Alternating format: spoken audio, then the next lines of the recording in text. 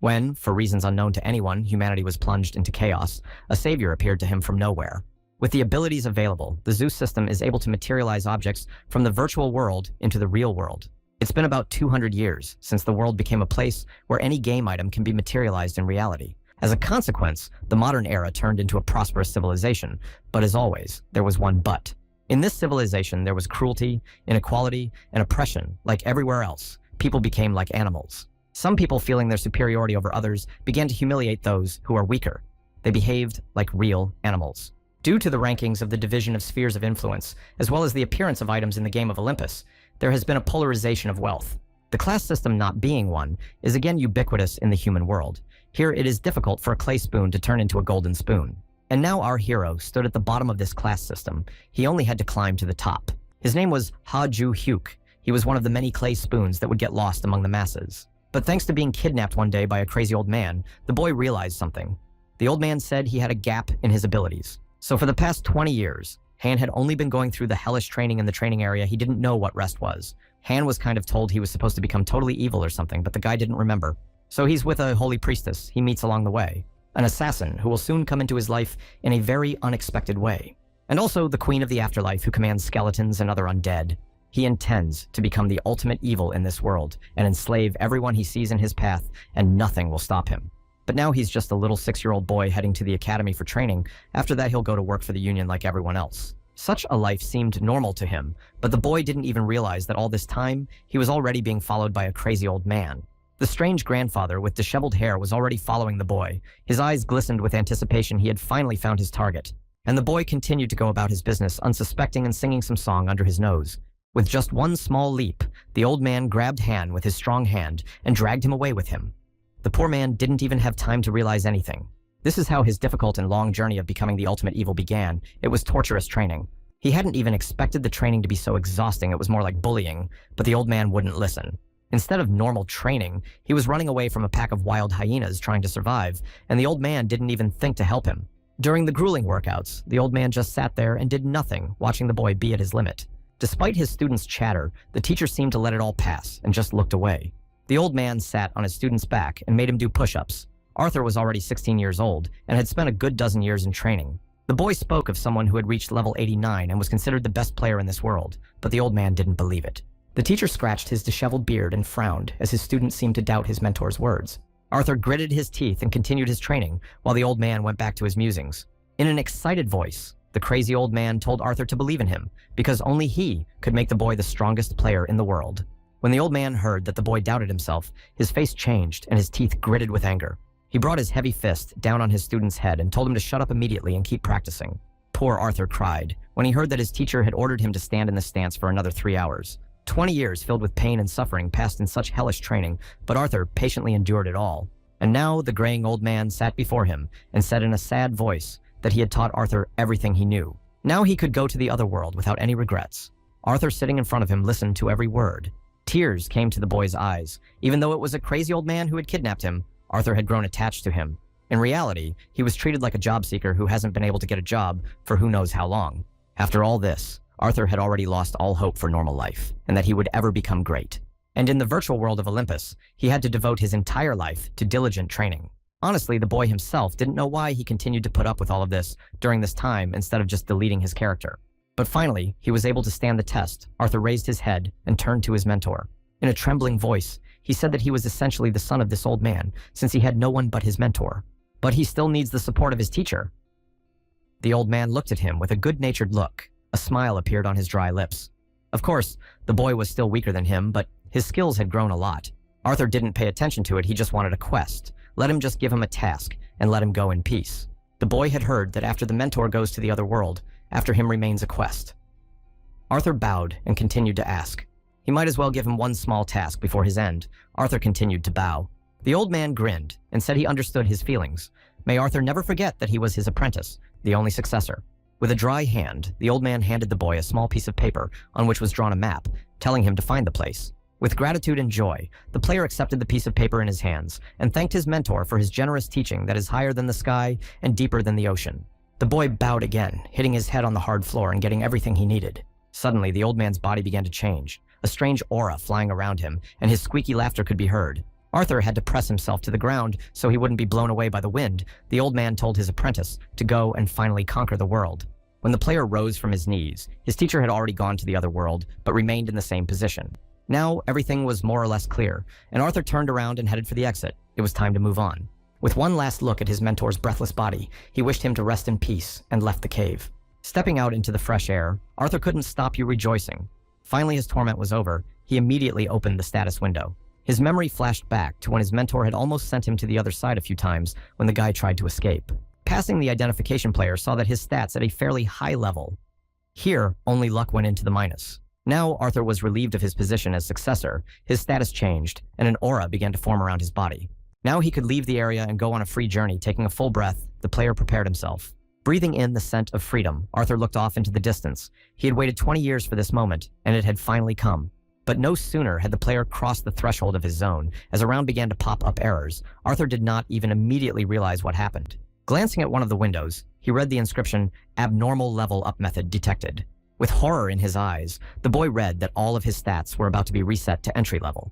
He fell to the ground from the shock and lay like that for a while. The player still could not believe that all his 20 years of training had come to nothing. The tears were coming to my eyes, and Arthur was about to become hysterical, but I wondered if it would all just end like this. Opening the status window in hopes of seeing something new, Arthur jumped up from his seat and stared at his specs. Yes, his level dropped to level 1, but his stats stayed at the same level. Similar system, only reset the level. A smile immediately spread across his face. He is literally on level 1. In other words, this is the easiest place to climb up. In fact, his terms are extremely favorable. For further growth, Arthur's life will now take on a new meaning. That's just great news. With the map spread out in front of him, the player decided to head first to the newcomer's starting city. Without stopping smiling, the player applied a teleport spell and began to move to the city of Urkas. From this moment, his own life begins. In a few seconds, the environment changed, and the boy found himself in the center of the city, where people were bustling about and the atmosphere was lively. Breathing in the clean air, Arthur almost cried at how many years he had missed this square. And those street vendors always trying to sell their overpriced goods, it all seemed so familiar. The peaceful and carefree atmosphere completely enveloped Arthur's soul, and it felt incredibly good to finally have him back.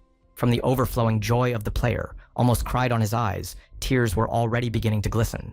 Rolling up his sleeves, Arthur's first order of business was to head out to the hunting grounds to find some loot, and everything finally fell into place. In a few moments, he was already near the entrance gate to the city. There stood a guard dressed in armor. No sooner had Arthur crossed the border of the city than a sharp axe appeared in his face, blocking his path. In a stern voice, the guard asked what level the boy was, as apparently he wasn't going to let the player go any further. With some surprise, Arthur named his level and looked at the knight for a second. There was silence between them. The guard shook his head and sighed, saying that the boy had made a mistake at the gate and that he needed to go to the east exit. And here, the west gate for the first level is too dangerous. Unless, of course, the boy wants to go to the other side early. Taking a closer look, Arthur asked, "Is this the forbidden zone?" A guard stood nearby and watched. The knight shook his head irritably at the silly question. No, this was not the forbidden zone, but he strongly advised against it. With this level, Arthur can't even beat a normal toothy rabbit, so don't even try this madness. The guard wanted to say something, but Arthur pushed his axe away and strode forward excitedly. With a heavy sigh, the guard had already prepared for this poor guy to be eaten by the monster, but he didn't even listen. As he approached the monster, Arthur noticed that he had activated a new quest to alarm the Guardian of Nur. A smile spread across Arthur's face as the guard looks worried about him. Maybe we should show him the quest the player has received. The guard continued to watch the strange boy with a questioning gaze, and goosebumps ran down his spine. What's this kid doing? He's just standing next to a monster and waving at it. That rabbit could eat him in a second. It did not have to wait long. The rabbit changed. In his mouth appeared huge, sharp teeth, and the monster, with a scream, rushed at the boy. The guard was horrified and wanted to rush to his aid. The man shouted for the kid to finally turn around because he was being attacked by a monster. But it was as if Arthur didn't notice that the toothy monster was flying at him on purpose and just stood there smiling. The next moment, something strange happened. The guy made some sudden movements and hit the monster right in the stomach with incredible speed. A light flashed in the air, and immediately there was a notification that Arthur had defeated the toothy rabbit and received 1 gold. As if that's what it took, the player blew on his fist and sighed heavily, his face not expressing an ounce of excitement. Then the guards were even more surprised when Arthur, with only level 1, started throwing rabbits around like toys. The man just stood there, staring at this sight with his mouth open in amazement, unable to believe his eyes. Running up to the boy, the guard said that he only has the first level. How can he fight monsters? But Arthur just smiled. Turning to the guard, the player with a smile on his face said that the guardsmen are basically watching the level, so But the man was still unable to believe that he was seeing what kind of machinery he was seeing for the first time in his life. Arthur squinted his eyes and said it was just a company secret, but behind him was a huge boar preparing to attack. Now, even the knight was already frightened, but the player just looked himself over his shoulder with full readiness. The rabid boar looked at them with fierce eyes, steam coming out of its nostrils, and nothing good could be expected from this beast. The knight ordered him to stand back and readied his spear, but Arthur assured him that there was nothing to worry about. Now everything would be quick. As soon as the boar approached them, Arthur struck it in the stomach in one deft movement and threw the animal back. Then the player victoriously raised his hand. His level increased as soon as he destroyed the monster. The surprised guard only looked at the boy's back and could not believe how he was able to defeat such a monster. So crazy. Meanwhile, the quest was completed. The player was credited 30,000 gold as a reward for the fulfillment. But then the player thought about it. Even if so, investing in his characteristics will not work because they are already at the maximum level. Waving his hand at the still surprised guard, Arthur went about his business, leaving the man completely bewildered. Now, the main problem is not that you need to go to high-level hunting grounds to finally have some fun. At the time, Arthur thought the road of his life was perfectly straight. 20 years of hard training has finally won him the reward. But a few days later, a horrible realization came to him. He had Hao A's system activated, and now players can distinguish the assassin's mark. Over the past few days, events have changed dramatically with players attacking Arthur literally out of nowhere. He had to hide in the city to keep a low profile. Everyone mistook him for a wanted criminal. That's a problem. Next to him hung a poster of the real criminal, who was completely different from Arthur's appearance, and how could they be confused? It wouldn't happen without a reason. No matter how much the player thinks about it, it's probably because of his luck, which went negative. As Arthur stood behind the wall to hide behind the corner of the building, his back, the silhouette of another player, had already appeared.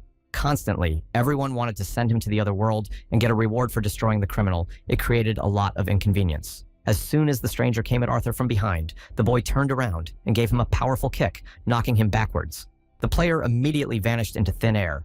His session was over now. Arthur was the most notorious criminal in town. He even went into full Hao mode. Near his body now had a black aura flying around his body, which meant that he was destroying other players. And now he was hunted not only by NPCs, but also by players had to run away every time a quiet minute just wasn't there. Everyone who came after him wanted to destroy him and get the reward because they thought Arthur was a serial assassin.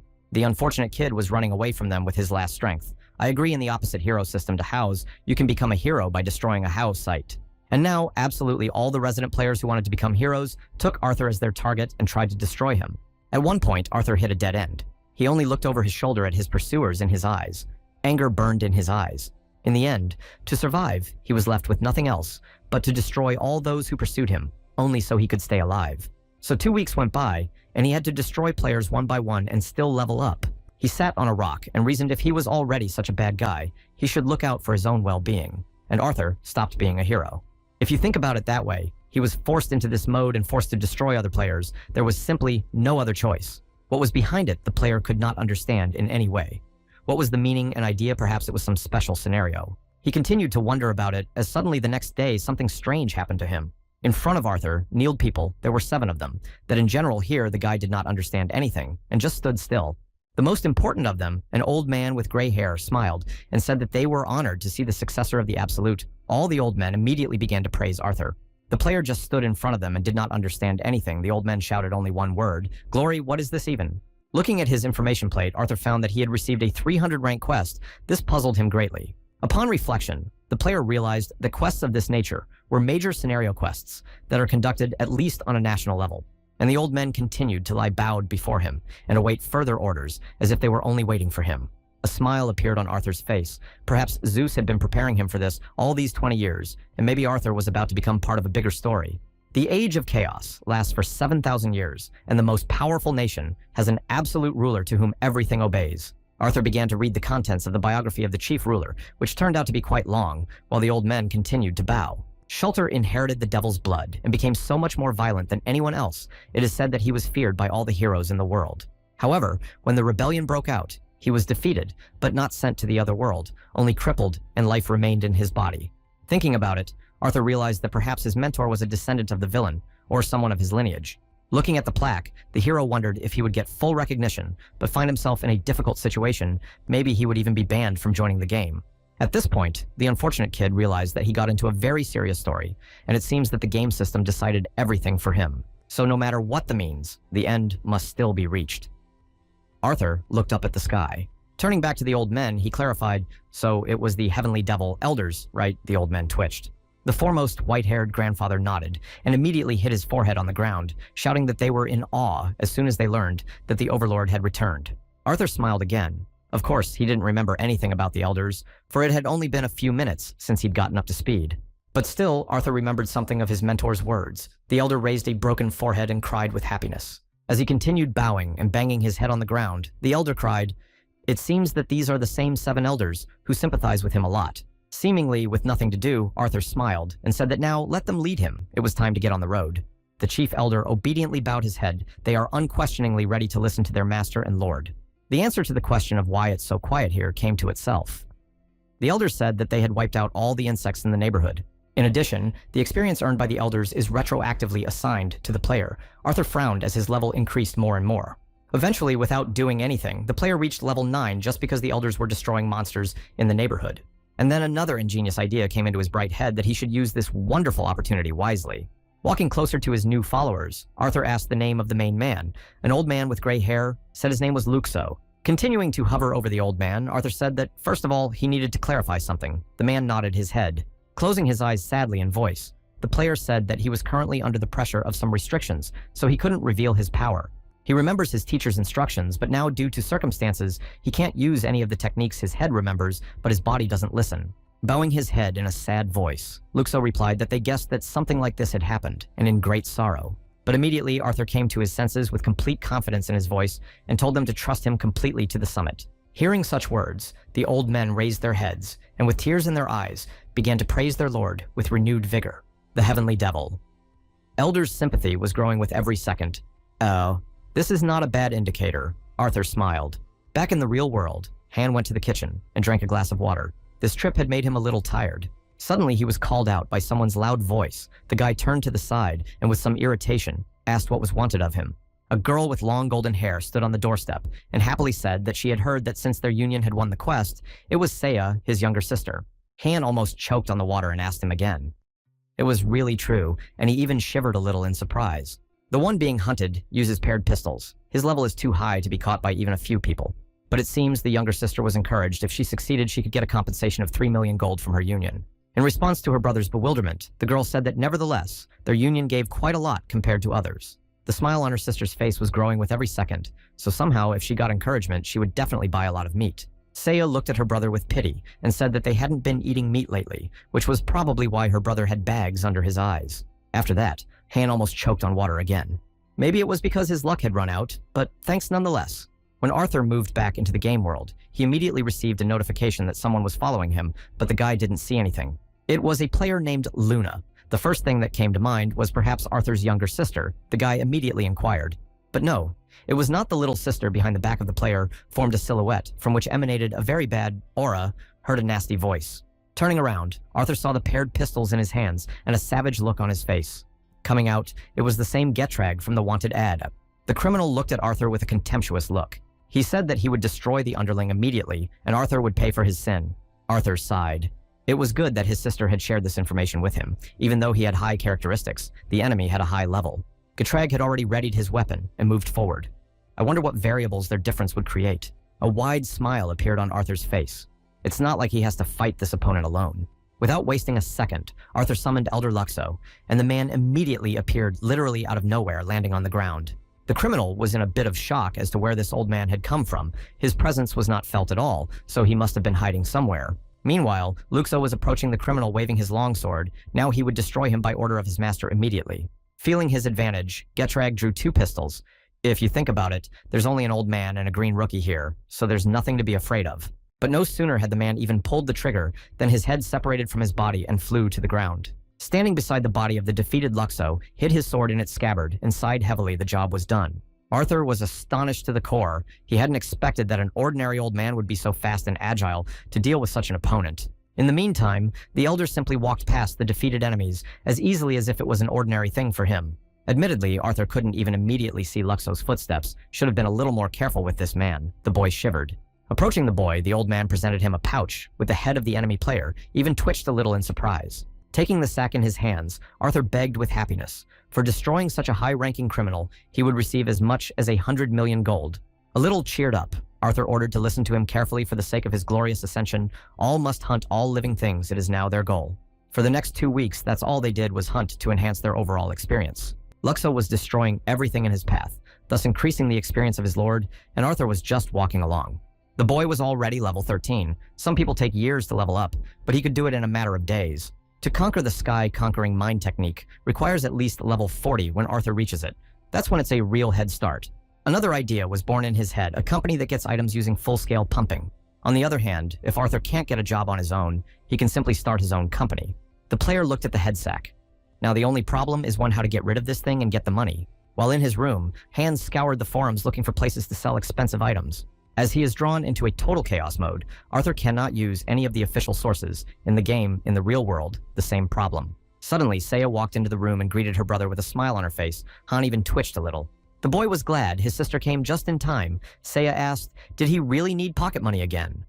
A smile still shone on her face. Han was even a little embarrassed now. It's not that the player laughed a nervous laugh. He asked his sister what she would do if he managed to get Getrag's head. Seiya didn't even realize what he was talking about. Why would he even give up his head? He could just sell it and eat a lot of hamburgers. Han grimaced.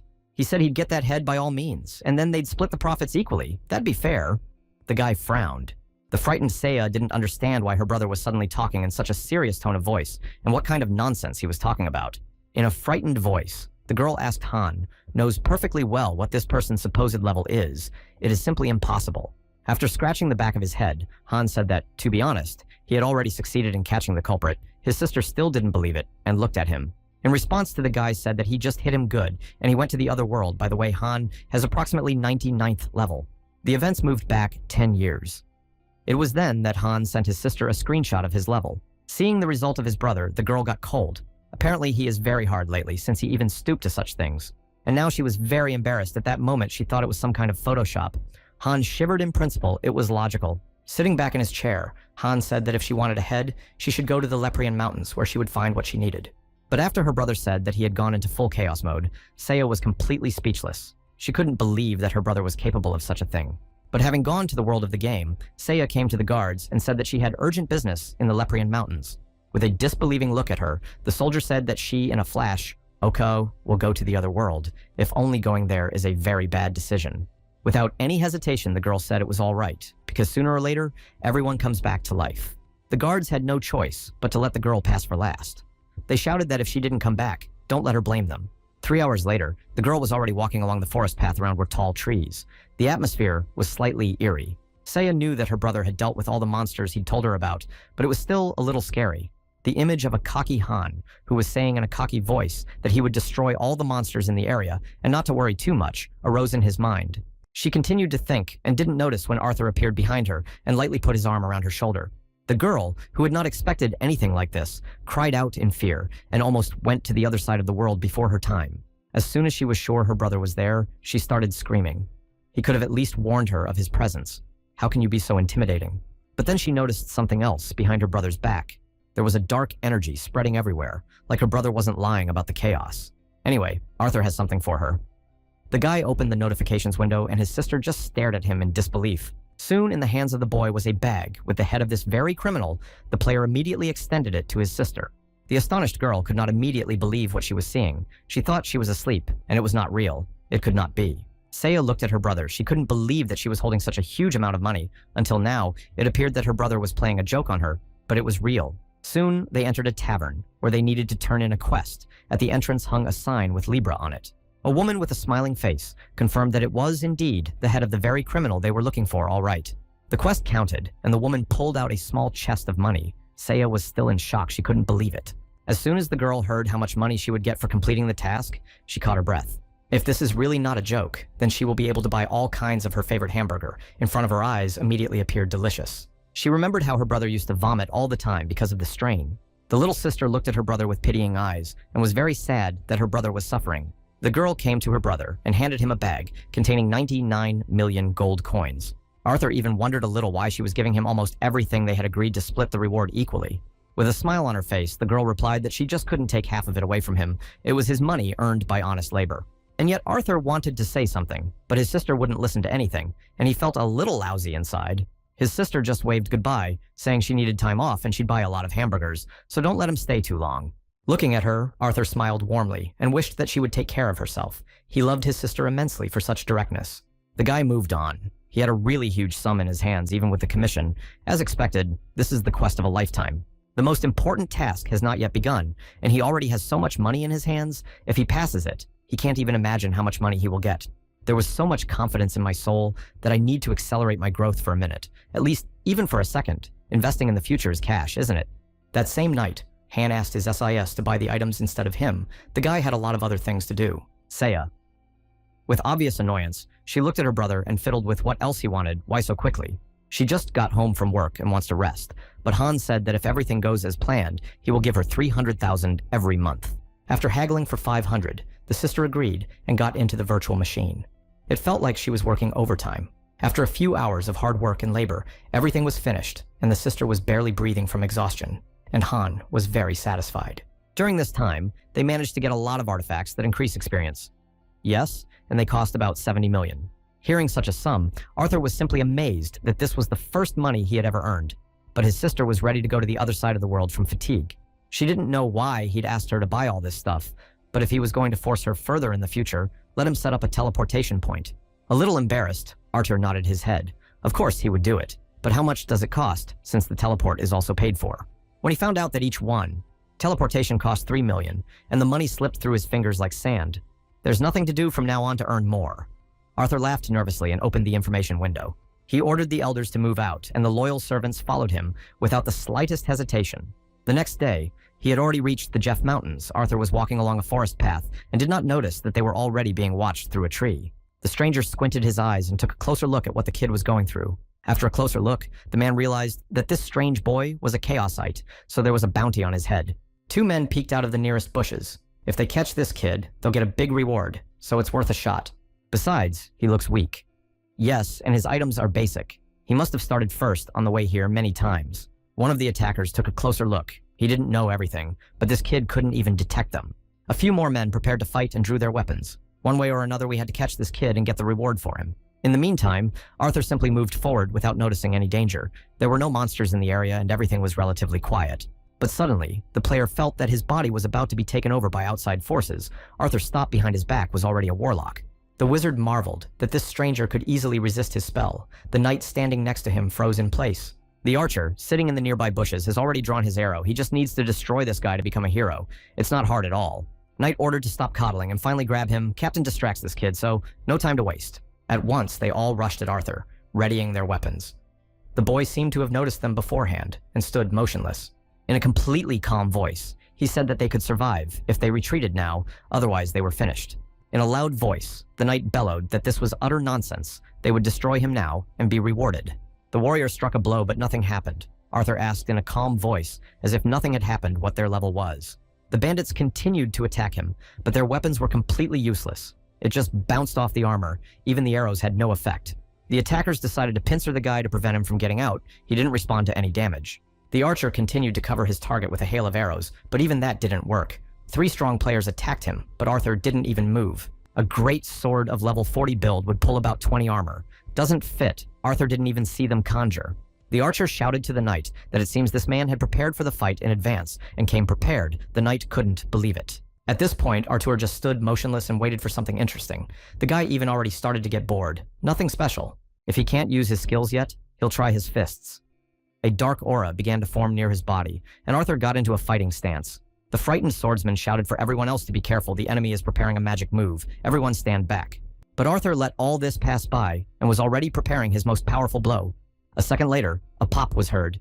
A second later, the knight felt such a jolt in his chest that he could not stand on his feet. The man was shocked that this is even who this kid is.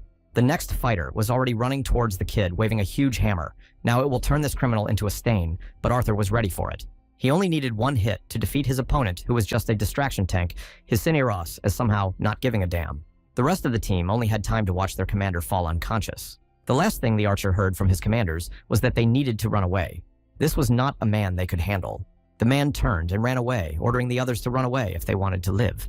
But it wasn't that simple. Arthur took one big leap and grabbed his shoulder. The archer jerked and froze in place. A smile appeared on the player's face. This attacker was so confident when jumping on him, now running away. The archer was horrified at how this man could cover such a distance in such a short time. It was impossible. One man, high-level hunter, Hunter Rufinol.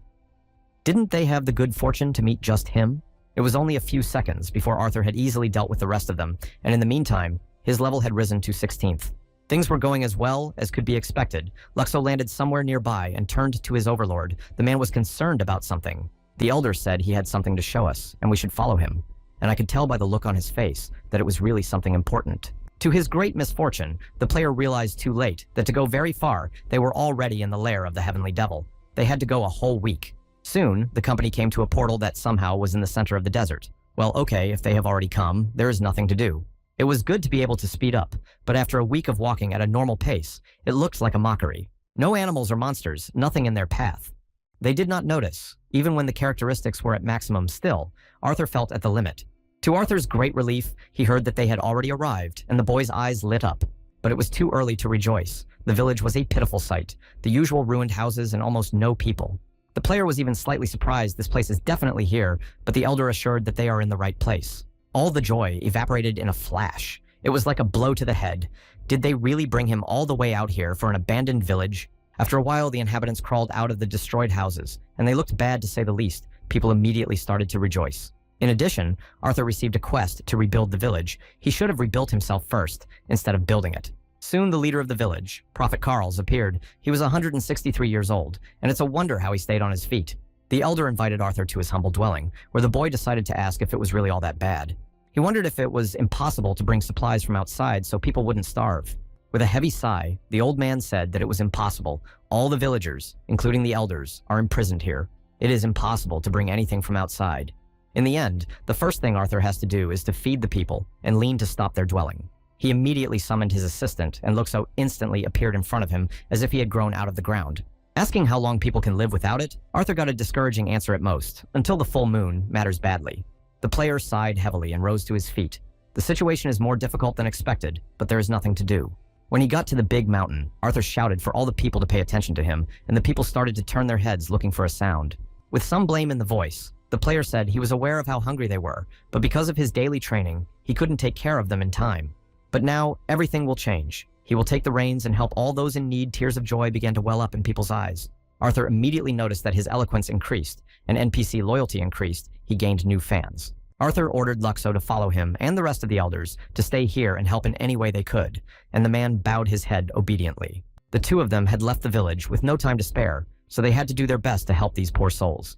When they get outside, we need to mop up all the monsters if any mana stones or items appear. Let them carry them here. Luxo nodded his head. In an hour, almost everything was ready, and the assistant admired his master. He was able to prepare it all in 1 hour without much difficulty. Arthur just smiled benevolently. Of course, he didn't expect anything else of himself, although he had to work hard.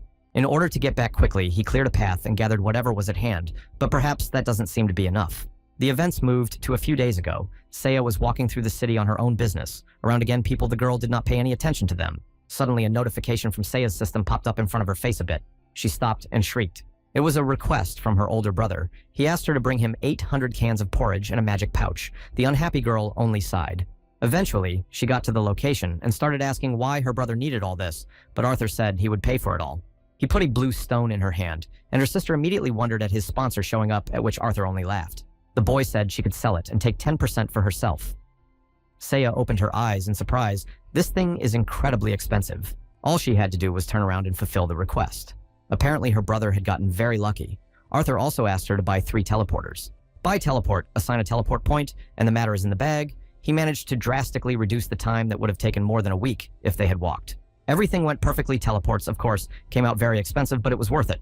Yes, and besides, will pay off very soon. 12th Elder Eder sat in his tent and pondered. The overlord had left the village, leaving the border unattended. The man became furious. Since he called himself the successor, then let him at least be more discreet. It was as irresponsible as possible. Bad thoughts settled in the man's mind. Let the other elders follow as they wish. If the heavenly devil even harmed him, I didn't want to think about it. But his musings were interrupted by Scream Absolute, returning with such a huge pile of food that he couldn't believe it. The man came out of the tent, and there were already a lot of people looking at the gentleman with tears in their eyes. And there was a lot to see. Arthur was standing near a pile of canned food jars, so many of them that the eyes were scattered. Arthur smiled and said that the food had arrived. He wanted to give them milk and honey, but if they ate too much at once, they might get sick. Eddard's eyes bulged so much that they were about to fall out of his head, and how the Overlord had managed to get so much food here. There were tears glistening on the faces of the villagers. Finally, after a long time, they will be able to have a proper meal. This is a real blessing. After this, the poor citizens began to glorify their lord even more, and their loyalty grew like yeast. Arthur could not be pleased. Arthur ordered the other elders to divide the porridge among the rest of the people and let them eat it. Entering the tent, the player began to ponder. Food and shelter needs improvement for now. He will have to work harder than before. Suddenly, Eddard's voice was heard. He asked to come in. Arthur turned and nodded his head. The man walked inside, tears glistening in his eyes. He didn't even immediately find the words to express his gratitude. The unhappy elder felt incredibly guilty for his lack of trust and immediately threw himself on his knees. Nearly crying, he cried out that he had dared to doubt his lord, but now he sees that Arthur is their true leader and great ruler. The guy was a little taken aback. He thought it was some kind of long-term project, but now it's a whole sect. On the other hand, it's just fine. His eyes lit up with renewed vigor. It's even better. The more loyal people, the better. He walked up to the elder and put his hand on his shoulder in a fatherly way. Eddard was even a little startled by this show of attention. The man looked at him with frightened yet grateful eyes. Arthur took a seat next to him and began to speak. He said that so far there is a lot missing, and that his opportunities are too much limited by his current situation. And Arthur is well aware that right now, for the time being, few people believe him. If he were them, he would do the same. The elder continued to stare gratefully. In the most good-natured voice possible, Arthur said that he would repay everyone for their trust. So don't let him worry. After such a heartfelt speech, the elder's cheeks were completely flushed with tears, and shame had completely taken over his mind. Everything was going as it should within himself. Arthur just exulted with happiness. His plan had succeeded. The main thing was to choose the right words, and then everything would be as it should be. Next, they headed into the Leprious Mountains to fight monsters. The first on their way was a huge bear popping out of the bushes. With incredible weariness in his eyes, Arthur looked at the beast he was seeing. A bear here for the first time. Is this even normal? Eddard, standing behind him, drew his sword and offered to destroy the monster, but Arthur replied that he would try it himself. Usually such a huge monster would be caught in a group, but now we should try to do it solo. The bear swiveled his head, but Arthur had already prepared to strike. He was preparing a fist charged with energy. The monster was only one, so it was no big deal. Just once was enough to make the huge bear carcass fall to the ground, a case made somehow even too easy. The elder standing nearby marveled at the power of his lord, but Arthur was troubled, staring at his defeated foe. The bear was lying down and seemed ready to cry some "he is too weak," or "it is Arthur too powerful." In any case, it is good.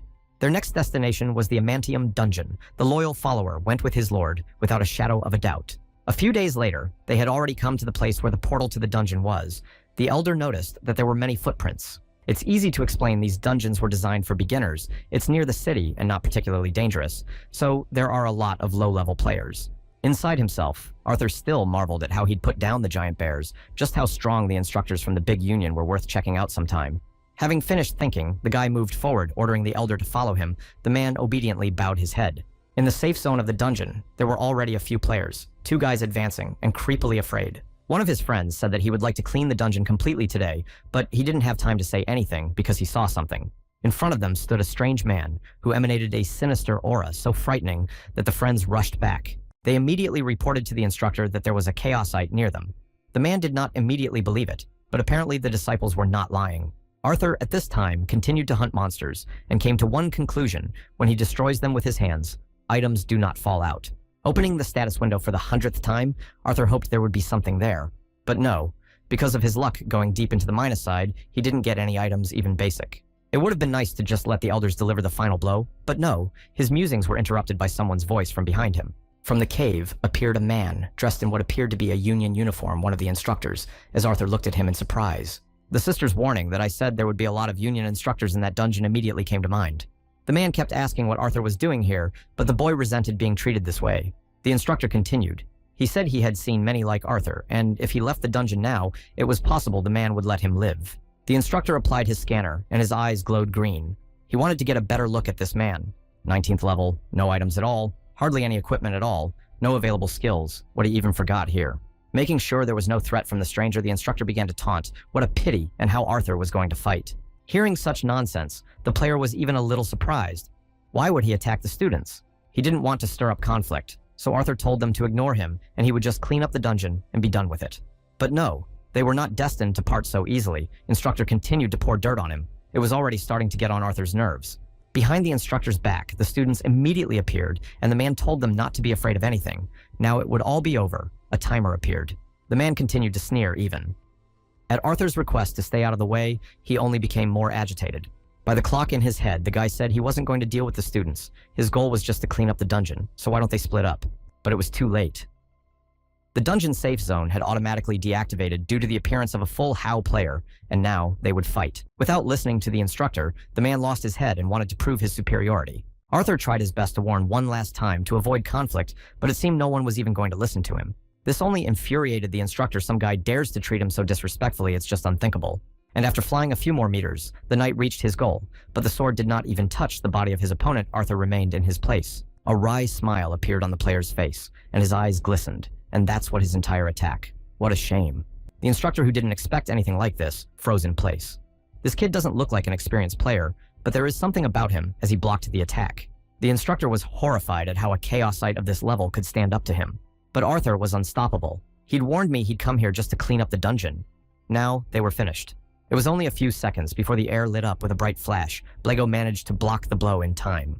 The sword didn't last long, and the instructor was horrified to see his weapon just cracked in half, as this kid was able to destroy it with a single blow. It was an emergency. The students only stood behind and watched their mentor fail. An enraged Arthur looked at the other students and asked in a growling voice. They were going to fight them too. The students made the only wise decision and shook their heads negatively. Well, at least something good. After that, Arthur continued his journey. Even if he was a bad guy, he had no intention of fighting with the students. Soon, he was at the place in front of him stood a huge tower.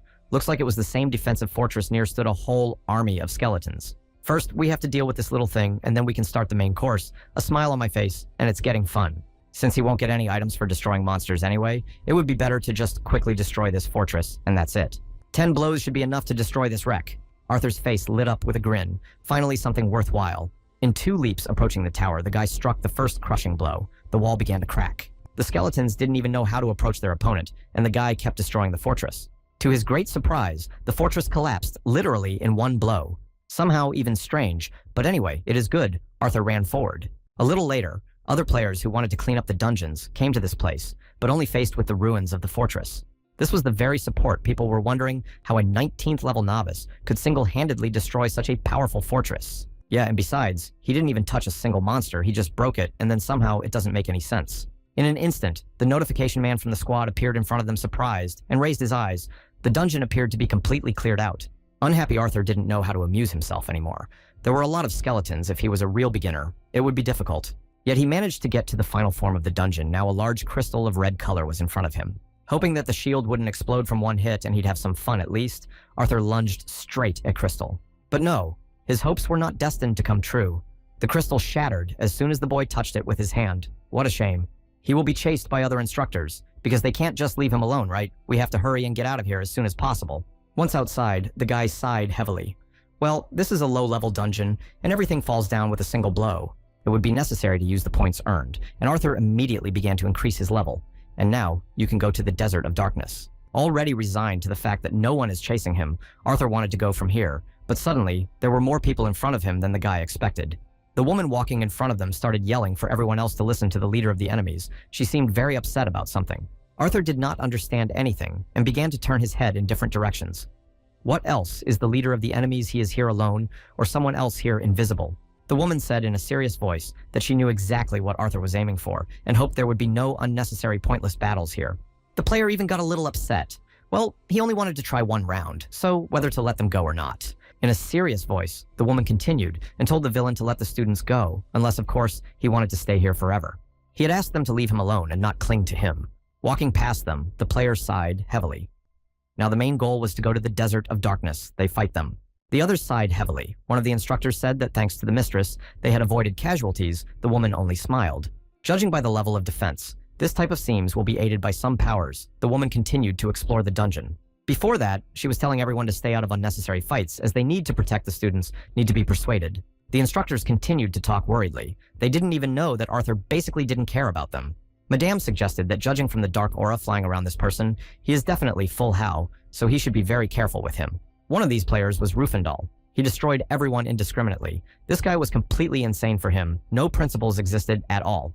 But now he was concerned that someone was following him. A lot of commentators were talking about it, so you should be careful. Before he could be bothered, he decided to find this bird himself. Assassin had already prepared to attack.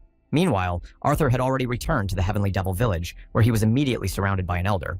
This time, he said to go to a place where monsters pile up in appreciable numbers are their elders with an extensive type of magic. Luxo and Eddar fell silent and twitched in surprise, seeming to know something. Arthur looked to the side and saw an elderly woman with a creaky voice. She said she had this ability. The woman's mouth stretched into a snide smile, her voice penetrating to the very soul of her soul. And then she would be Arthur's companion. Speaking of which, his little sister Seiya's birthday is coming up soon, so he should prepare a nice present. Soon they were nearing the desert. The place was depressing to say the least, but there were enough people here. Night were snooping around everywhere and preparing for another sweep. Everything looked pretty normal. In 10 minutes, the monster was to appear. About this said notification, Arthur immediately became upset at how long he would have to wait. He turned to his companion and asked if she was ready. Zeta smiled readily. She is always ready. It was a grandmother with the face of a real madman. She smiled and said she would destroy anyone who got in her way. After that attitude, even Arthur felt a little uneasy. It seemed that this old lady needed to be a little more careful. The other players were watching Arthur in horror and seemed to be getting ready to attack him. Everyone wanted to be a hero. Several people were already licking their eyes at the chaos site and preparing to receive the title of hero. Arthur's appearance rallied the players. They wanted to band together and finally capture him. Then everyone would have a chance to get glory. We need to destroy all the monsters and capture the blue stone. The guy turned to the assistant saying he took her because Zeta is good at extensive magic. The old woman immediately took the hint. Her eyes lit up with rage. She would not keep her lord waiting. Raising her hands to the sky, the sorceress began to call upon the higher powers. The clouds immediately became violet in color, and the air was covered with electricity. A few seconds later, a huge giant fell to the ground. He was so horrible that just looking at him sent shivers down my spine. And then they started destroying everything around them that came into their eyes. The giant destroyed dozens of people at once, with one blow. Arthur's sin was intensifying by the second, and the guy could see it perfectly well. His fame spread across the continent, and an aura began to form around him, which was even darker. This happens when the player raises the bad glory to a certain level. Also with this mark, he will be less resistant to divine skills. Arthur even began to wonder a little if it was normal for him to grow up like this. The notice was too much. The guy decided he'd put it off until he had to clean up the place. Soon it was over. Not a single person who wanted to hinder them was left. Only their ghosts everywhere. Looking closer, Arthur saw something in the distance. There was a whole army. There was only who it was unclear. Looking closer, the player saw that they were huge bulls with crazy faces and very large horns. Zeta didn't have to beg for long. The old woman had already prepared her spell. She was ready to incinerate anyone in her way. A smile appeared on Arthur's face. Everything was going as well as it could. With this granny, everything would go as it should. Arthur rushed forward, and the sorceress was already preparing her most powerful spell to incinerate everyone. As the player approached his opponents, he begged them not to fall back from a single blow, which was no longer fun at all, and he wanted to have some fun. But no. And this time, the bulls fell with a single blow as soon as Arthur touched him with his fist. Well, at least this old lady should get something. Besides, the player has already accumulated marks, so it's better than nothing. They continued to slay monsters by the dozens, the bulls flying around like toys, though they didn't get smaller. Two guys hiding in the bushes under a blanket watched what was going on. They had never seen anything like this before and had goosebumps running down their backs. That old lady with the sword is not really important. But that guy must be a melee mage. That's interesting. The man looked closely. Judging by the damage, this stranger clearly specializes in attacking Arthur, struck blow after blow. But when they tried sorcery, people couldn't even move. It was at least level 50. Meanwhile, the old woman leaped high into the sky and prepared her most powerful attack. She was ready to praise the Overlord forever. It was an all-encompassing strike. Her sword glowed from the overabundance of dark energy. The sight was eerie, to say the least. Even Arthur couldn't help but marvel at the professionalism of this woman. She could barely stand on her feet. He asked her, while recharging her skills to collect the rest of the stones. The old woman happily agreed. It was a speed that normal players wouldn't even dream of. Soon Arthur had bags of gems in his hands, and Zeta was standing happily by his side. And now it's time to get out of here. The boss monster is approaching. Even the earth trembles under his huge feet. The guys sitting in the shelter also tensed up. It was clearly the Bull King, and they had to get out of here quickly. And then he appeared, a huge bull, as tall as a skyscraper, surrounded by his servants, his eyes burning red. Even Arthur had seen something like this. For the first time, he ordered his assistant to mop up the small ones and take the magic stones while he dealt with the main man. The guy's soul was filled with hope. Since this monster is so huge, he shouldn't fall down after a single blow. But the old woman turned to him with obvious concern. Arthur asked, "What's the matter? Is there something wrong now, too?" As they approached, Lord Zeta said that someone huge was approaching. Arthur rolled his eyes. Well, he's going to fight them. Turning his head to the side, he saw some more riders approaching them. No wonder they were bound to show up sooner or later. Arthur was weak now, but one day, he would grow to a level where he would regain the honor of the heavenly devil. The old woman also cheered up. Sitting in his office, Han was completely immersed in the game and paid no attention to anything. Now, he was definitely convinced, no matter how much the guy looked, he didn't see anything like this or anything like the monster patch. The player sighed heavily and thought that if this monster could withstand his blow, then he would get something valuable. But suddenly, he saw a message. Someone went to a dungeon today, but the difficulty was insanely high, so I had to run away. Suddenly, a black giant bear appeared there. Although this place was the abode of an ordinary giant. This was a critical change. Arthur was speechless when he heard that. Was it really all because of him, since he had only been there today? Yes, and besides on the forum apparently discussed it himself, Player 10's speech was about the desert. And when he heard how many blue stones fell from the black bull of the giant, the boy was speechless so much he missed everything. He began to roll on the bed. With impotent anger, he had missed out on so much money and could have made a fortune. That's damn luck. Even with what he has now, he'll only have 15 million to spend, so he won't be able to give a proper gift. Honestly, with that balance, he'll never buy something like a house or a car. Since he's low on actuals right now, a lot of areas remain closed. Yes, and on top of that, he's got a bunch of fines. In that case, Arthur's only option was to raise his level until he reached the kappa. The guy put his fist forward with full readiness. Meanwhile, in the office, a man in a dress suit was finishing his report, which included that very black bull. The characteristics of this monster increased greatly. For unknown reasons, there was clear worry on the man's face. Alliance Director Jong Wook-hyun listened to the report and said that they have a lot of regular players who can be easily replaced.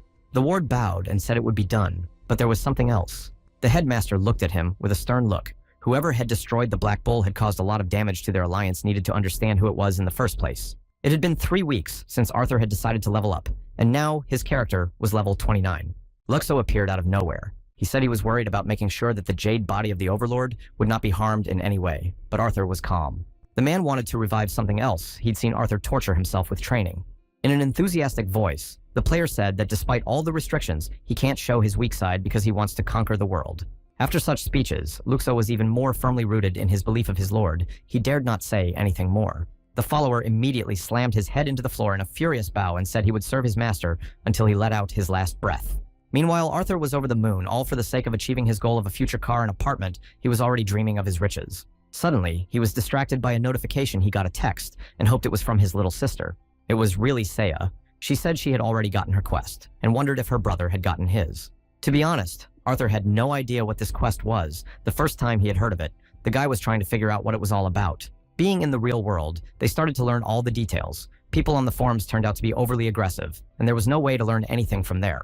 It is still unknown what these hidden classes are, but if it is a hidden class related to the main story, then it surely has immense power.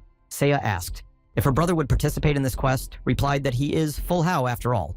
It is unlikely that he will be given such an opportunity is sister going to.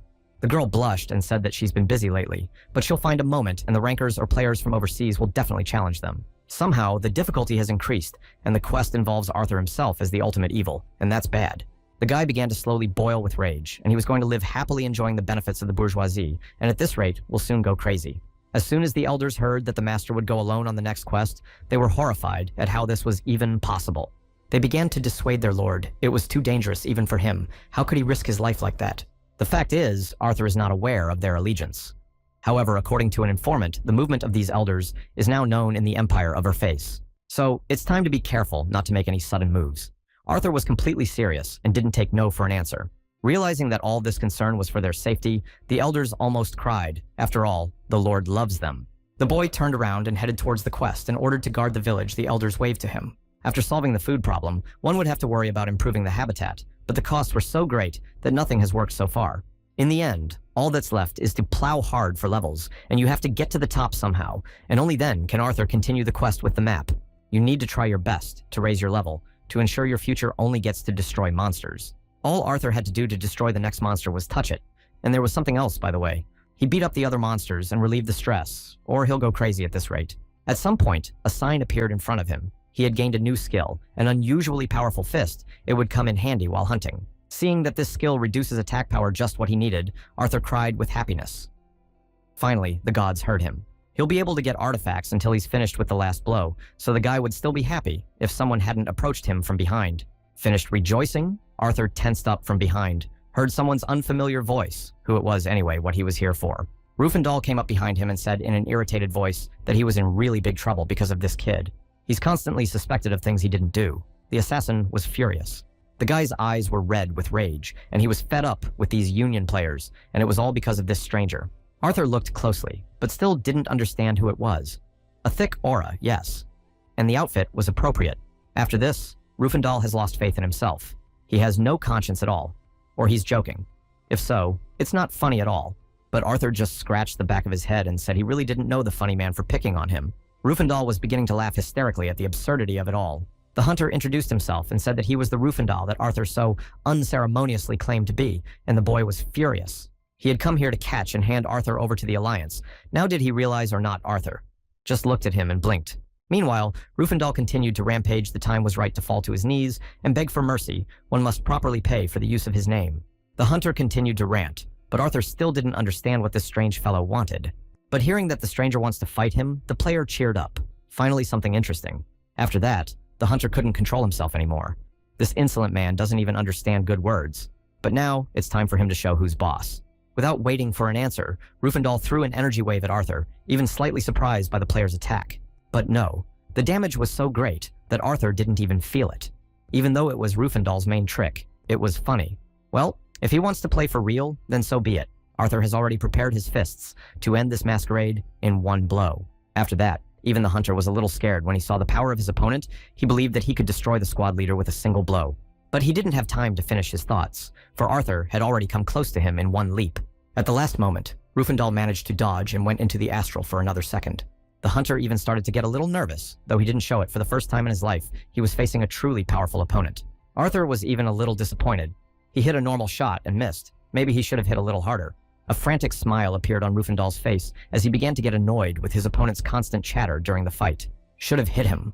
While the player was defenseless and the hunter immediately rushed to attack Arthur, just stood his ground and waited. But not a second later, Arthur's fist came out and hit Rufendal in the face, and he flew away before he realized what had happened. He had to activate almost all of his abilities to at least stay on his feet, and the hunter was furious at the insolence. It turns out the first blow was a decoy, and the second was just in full force. Arthur was already preparing to strike the next. The bouncing of that Rufendal was pissing him off so much, it was completely impossible to concentrate. It would be easier if Arthur could use at least one skill. But it was too late to ponder. The hunter was truly angry and summoned some undead wanting to end this. Arthur was completely calm. Well, if the opponent wants to play to his strengths, Arthur also has a trump card up his sleeve. They rushed to meet each other a few more centimeters, and then it's over. But not even a second after Rufendal was on the other side of the world, Arthur was even a little upset he had actually passed out after one hit. The player scratched his head. Maybe his opponent is just pretending.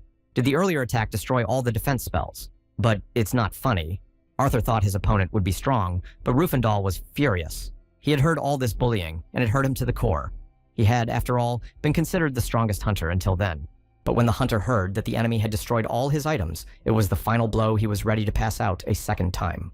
And now, for the second time, Arthur has failed, of course. If all the items are destroyed, nothing will fall out. Okay, now he was pumped up enough to go to the next location. The guy pushed off and flew high up. Left near his body, Rufendal was furious. He vowed to find this boy by all means. But no sooner had the guy finished getting angry than he felt that he was enveloped by some kind of aura, and his body felt as if it was shackled with chains. From somewhere appeared an incomprehensible ghostly figure, shrouded in the same aura of anger. The stranger was wearing a cloak. Fear filled the unfortunate guy's mind. He could already feel the ghostly hands reaching for his neck from where this man had come from in the first place. The stranger held out her hand to him and said dreamily, "It would be nice to get his rival, but that's okay this time." Rufendal felt his consciousness leave his head with horror, as if he were in serious trouble. Suddenly, the guy felt like he was back to life again. He felt his body, but something was still wrong. The strange, hooded stranger ordered him now to do 10 push-ups. The hunter became furious at such insolence. But no sooner had he voiced his displeasure than an electric shock ran through his entire body. There was nothing to do. I had to do push-ups, and the insolent stranger only laughed, standing nearby. Continuing to push off Rufendal was furious soul slavery. He had never even heard of such a skill. What the heck is this? From the looks of it, he has someone in front of him. The young hunter continued to look for options. If you rub in trust well, you can get him comfortable with you. Rufendal bowed to the ground and said that the master wanted the body of the boy he fought with, didn't he? In his mind, a brilliant idea arose. The lad put his hand to his heart and said he would help the new master in the matter. Meanwhile, while in the real world, Arthur and his sister decide to go to McDonald's and buy as many hamburgers as their sister wants. It seems that nothing else brought her so much pleasure when she saw the hamburgers. Seiya blossomed with happiness. She didn't need anything else. After sitting down at the table, the girl began to eat her treats with gusto, and Arthur sat opposite and just watched with amusement. Although he has to make a lot of efforts to improve the village of the Heavenly Devil, but now it is nothing for him to buy a hamburger for his sister.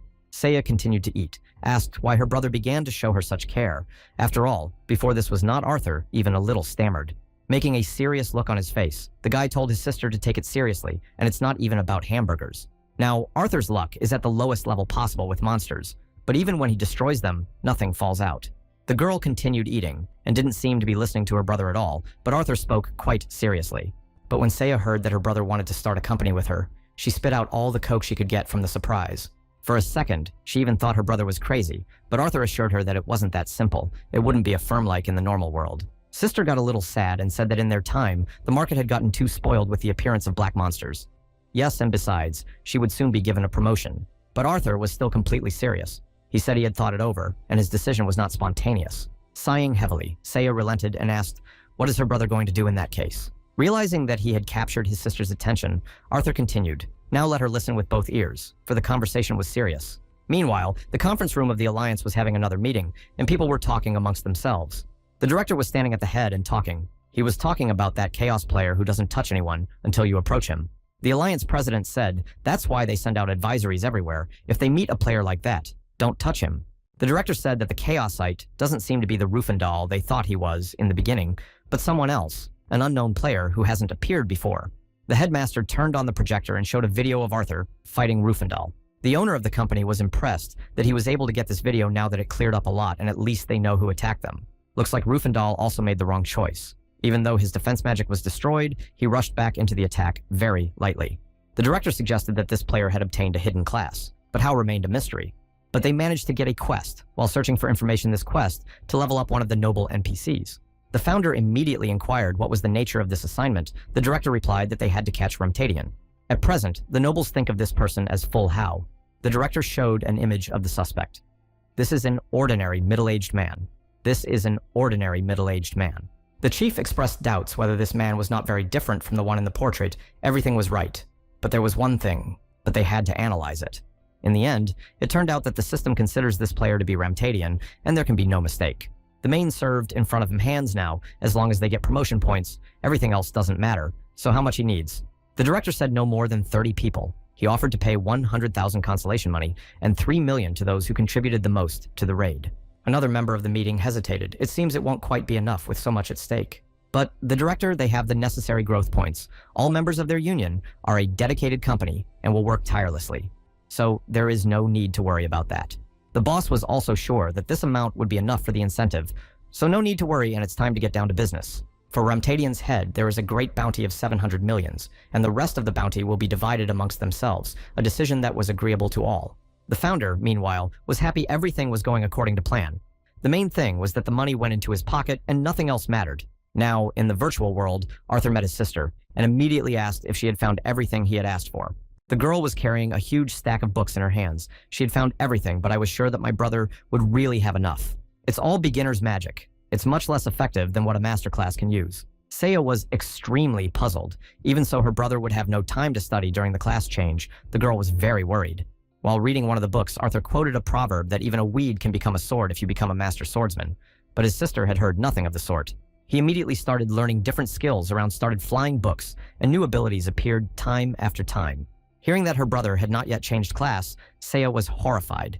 Did this really be true? Arthur still didn't understand what the big deal was. But the girl continued to rebel. Where has it even seen a person with such skills still has not chosen a class? This is really crazy. In a calm voice, Arthur said he understood all of this and was grateful for the help. But don't get so worked up. Seiya only gave him a reproachful look. But on Arthur's face was complete confidence in his abilities, so they will move together and grow together. So no need to worry. The girl still had doubts about whether it would be so effective. Arthur suggested that she try it first. With the stats he had, it should work anyway. He had already put his hands forward and cast the spell. The basic treatment worked perfectly, and my sister felt her whole body start to power up. Still not understanding anything, she was about to drink the healing potion, but Arthur invited her to look at her streak of life. As soon as Seiya looked up, she bulged her eyes. From surprise, her life bar was full. It definitely wasn't a glitch, or she was imagining it. That should have been enough, and Arthur decided to give her a boost. Now she could fight with even more power. But the girl still didn't understand who she was fighting. "Do you really need to catch a skeleton?"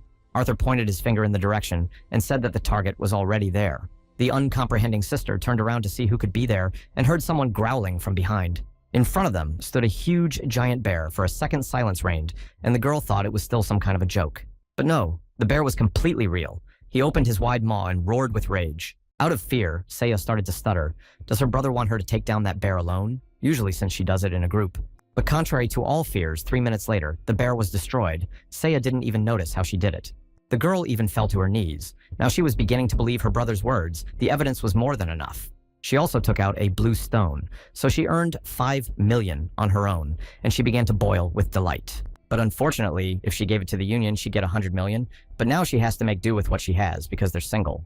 With confidence in his voice, Arthur said that he was going to raise his level to 45th in the desert, and invited Sister Seiya, naturally agreed. In the wilderness of darkness, the long road to level up began. Arthur was leading a whole herd of bulls. Her sister was already ready and was casting her spell, magical words bursting out of her mouth, and her wand began to burn from the excess energy. Finally, she aimed her weapon, and Arthur barely had time to move aside to avoid being burned by the lightning. The whole herd of bulls was already lying on the ground without breathing perfectly. Bluestone fell out. Seiya jumped with happiness. She was already imagining how much money she would make. They now had as many as 18 blue stones, for that can get a whole lot of money. Her sister was jumping with happiness. Now she could open her own burger restaurant and eat as much as she wanted, but Arthur was looking somewhere else. Suddenly, he noticed a man forming behind him who was already preparing his sword strike. Still, someone remained quickly reacting. The player repelled the attack with a single fist strike, and the attacker flew aside. His sister picked up his initiative and struck the opponent with the lightning Arthur had ordered to pick up the items, if any. Sure. The girl complied with the request, but she still felt like it was some kind of robbery. She couldn't stand the thought that they were criminals. Arthur looked around and said that the others considered him a low-level chaosite, so he should attack those who attack first. By the way, a whole army of knights was already approaching them, with the commander walking in front and an army of knights behind him. It looked threatening. A horrified Seiya said it was a whole raid coming for them. So what are they worth? Arthur was completely calm. It's a bit late to run away with an army in front of them, but we'll have to deal with them. And to top it off, a message popped up saying that they couldn't leave the area until PvP was over. Seiya almost fainted now that they were dead for sure. Well, Arthur hurriedly calmed her down by telling her to step aside so it didn't look like she was on the same team. A dark aura formed around the guy again, he said with a chuckle, that if they didn't attack him first, and he wouldn't destroy them. But the squad leader seemed to be adamant upon recognizing that the man in front of them was the target he ordered everyone to attack immediately. It was Director Jin. He ordered everyone to keep their distance and remember to strategize. The first to act were the mages, who threw the phantom chains on Arthur. The boy only sighed heavily. Why doesn't anyone understand what he's saying? He's clearly saying that if you don't attack him, he won't hurt anyone. It only took a flick of his hand for the chains to fall apart. They didn't restrain his movements at all. Next was a fireball. Without any difficulty, Arthur launched it straight into the pile of knights. Jin was very surprised. Is this normal magic? Or does it seem to him? How is this guy even going to resist? The commander ordered the tanks to put up their shields, and the huge knights moved forward, blocking all space with their shields. The man shouted that this man's basic magic was at a low level, so there was nothing to fear, but to block. But Arthur just watched what was happening and didn't even know what to say, as he was fed up with all these attackers. After the explosion, the dust began to settle. The commander did not even immediately realize what had happened. He coughed and looked around. All his subordinates were sent to the other side with just one basic spell, but Arthur stood unharmed. There was an incredibly powerful aura emanating from the player, but the commander still couldn't understand why this was the case. Is he my melee master? Jin ordered everyone to remain calm, but the tremor in the voice clearly gave away his excitement and fear. He was still standing there, trying to think logically about whether he should even run away from here, but Arthur was looking at them and smiling. Smiling in a calm voice, Arthur said they were dead anyway, if his magic even touched them. The sister standing next to him said in a frightened voice that it was the first time she had ever seen a fireball of that size. Seiya asked in a trembling voice if her brother was being held captive. Arthur hesitated a bit and replied that it wasn't what she thought. When asked why he was standing there, the guy said he was talking to her and the skill recharge wasn't finished yet. When she noticed the mad expression on her brother's face, she realized that she could no longer consider him a reasonable person. Currently, it would take just under a minute for his skills to recharge. Arthur was already starting to get bored. These cooldowns were terribly annoying. The troop leader ordered on command for all ranged attackers to prepare to deliver a crushing blow. But that kid's a mage, not a fighter as it turns out, and it was hard to know what his fighting style was. Alliance President Johnson Dream stood at the head of the troops and watched the whole thing unfold. The general situation heated up. The enemy was stronger than they thought, so they need to mobilize all their forces. The number of attackers clearly need to increase. The troop commander ordered the Rangers to attack immediately. The archers drew their arrows and took good aim. The arrows were whistling towards Arthur, but he stood there and did nothing, a smile on his face. But now he would show them. The second charge did not wait long. Soldiers with rifles began to shoot from all barrels, only to destroy the hated creep. After the third volley, there was such a powerful explosion that the earth underfoot began to shake. The air rose a real firestorm.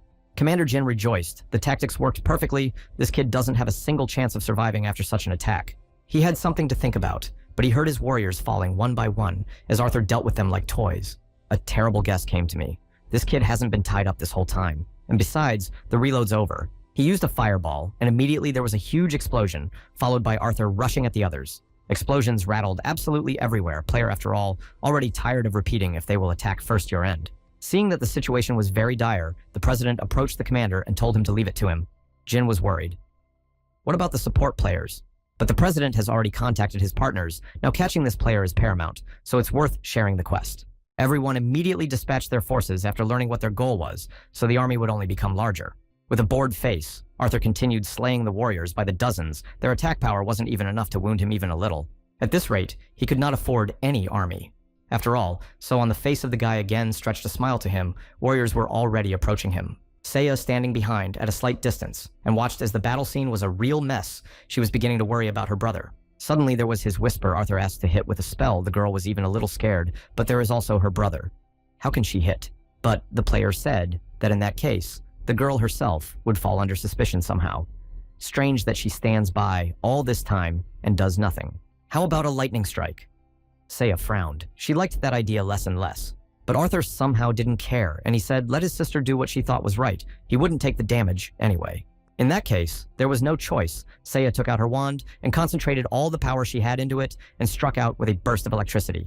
During the battle, Arthur has a system notification. He brutally destroys his enemies. He wanted to shout to his sister to wait a little while he checked, but the girl could no longer hear the lightning coming towards him.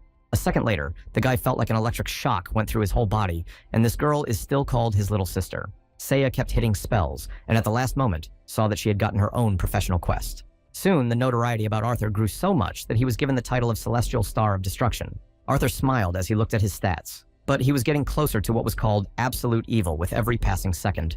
In the meantime, the fighters could not understand who was in front of them. Whether it was a martial artist or a sorcerer, he fought in a completely incomprehensible manner.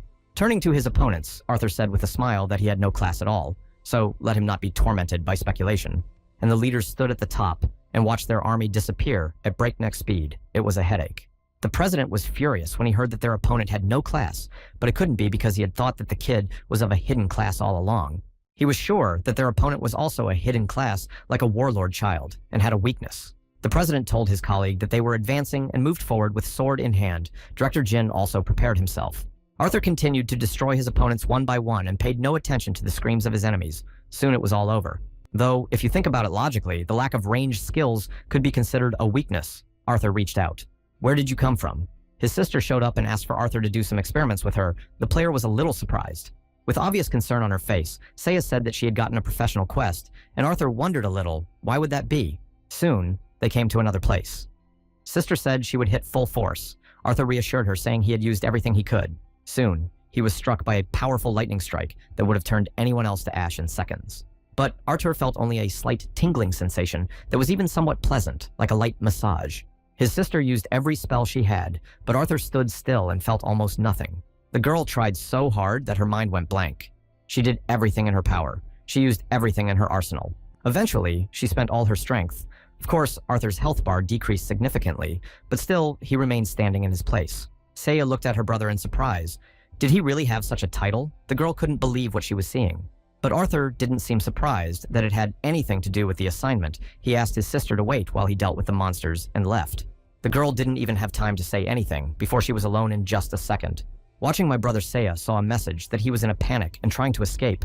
But what scared him so much, could it be that she found out everything? But from afar, it didn't look like the brother was panicking or trying to escape. Something was definitely wrong here.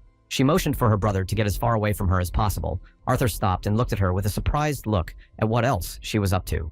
Waving his hand, the player said it was going forward, and if anything happens, let Sister call Seiya showed the OK sign with her fingers. Notices soon appeared before her. She fully satisfied the conditions of passing the class quest. Arthur also got a notification about the main scenario. Everything was updated. The guy even stopped a little. As soon as the girl saw that she now sits on the holy throne, she could not believe her eyes. Is it really possible? In the real world, there was a meeting going on in a conference room with a man standing at the podium checking the microphone. It was the president who sadly began his report. I didn't want to talk about it, but the Alliance was facing difficulties. The quest to capture the target failed due to misinformation. They were dealt a devastating blow. In response to this loss, had to be urgently downsized. The economy was in decline because of this player. People began to talk anxiously. The situation was heating up by the second. On the face of one of the employees, it's exactly as he thought it would be. Nothing to be surprised about. The president bowed, and with regret in his heart, said that they have to continue this quest. Once they finish, everyone can get promoted. Then his expression changed, and the man said that once the situation cleared up, he hoped to see everyone in better circumstances. Following this, the man headed to the room with the virtual machine and was already lying in the capsule. The most important part was the restoration of the relationship with his partners. The president was thinking the main thing was that the Alliance should survive, but only if you pour in the secret funds to eliminate Haosit for about $1 billion. Moving to the virtual world, the director was approaching the player's tavern. He had the connections to order the destruction. At the entrance, he was greeted by a friendly bartender wiping his glass. It had certainly been a long time since such visitors had been here. The man inquired as to what business they had come for today, and a roll of paper immediately appeared in front of his nose. The visitor said in a quiet voice that he had an order with the Sarmak group for destruction. The bartender carefully reread the order rather troublesomely, how much money he had. The man looked at the customer spitefully. The visitor said that 1 billion won was ready for prepayment and threw a bag of gold on the table.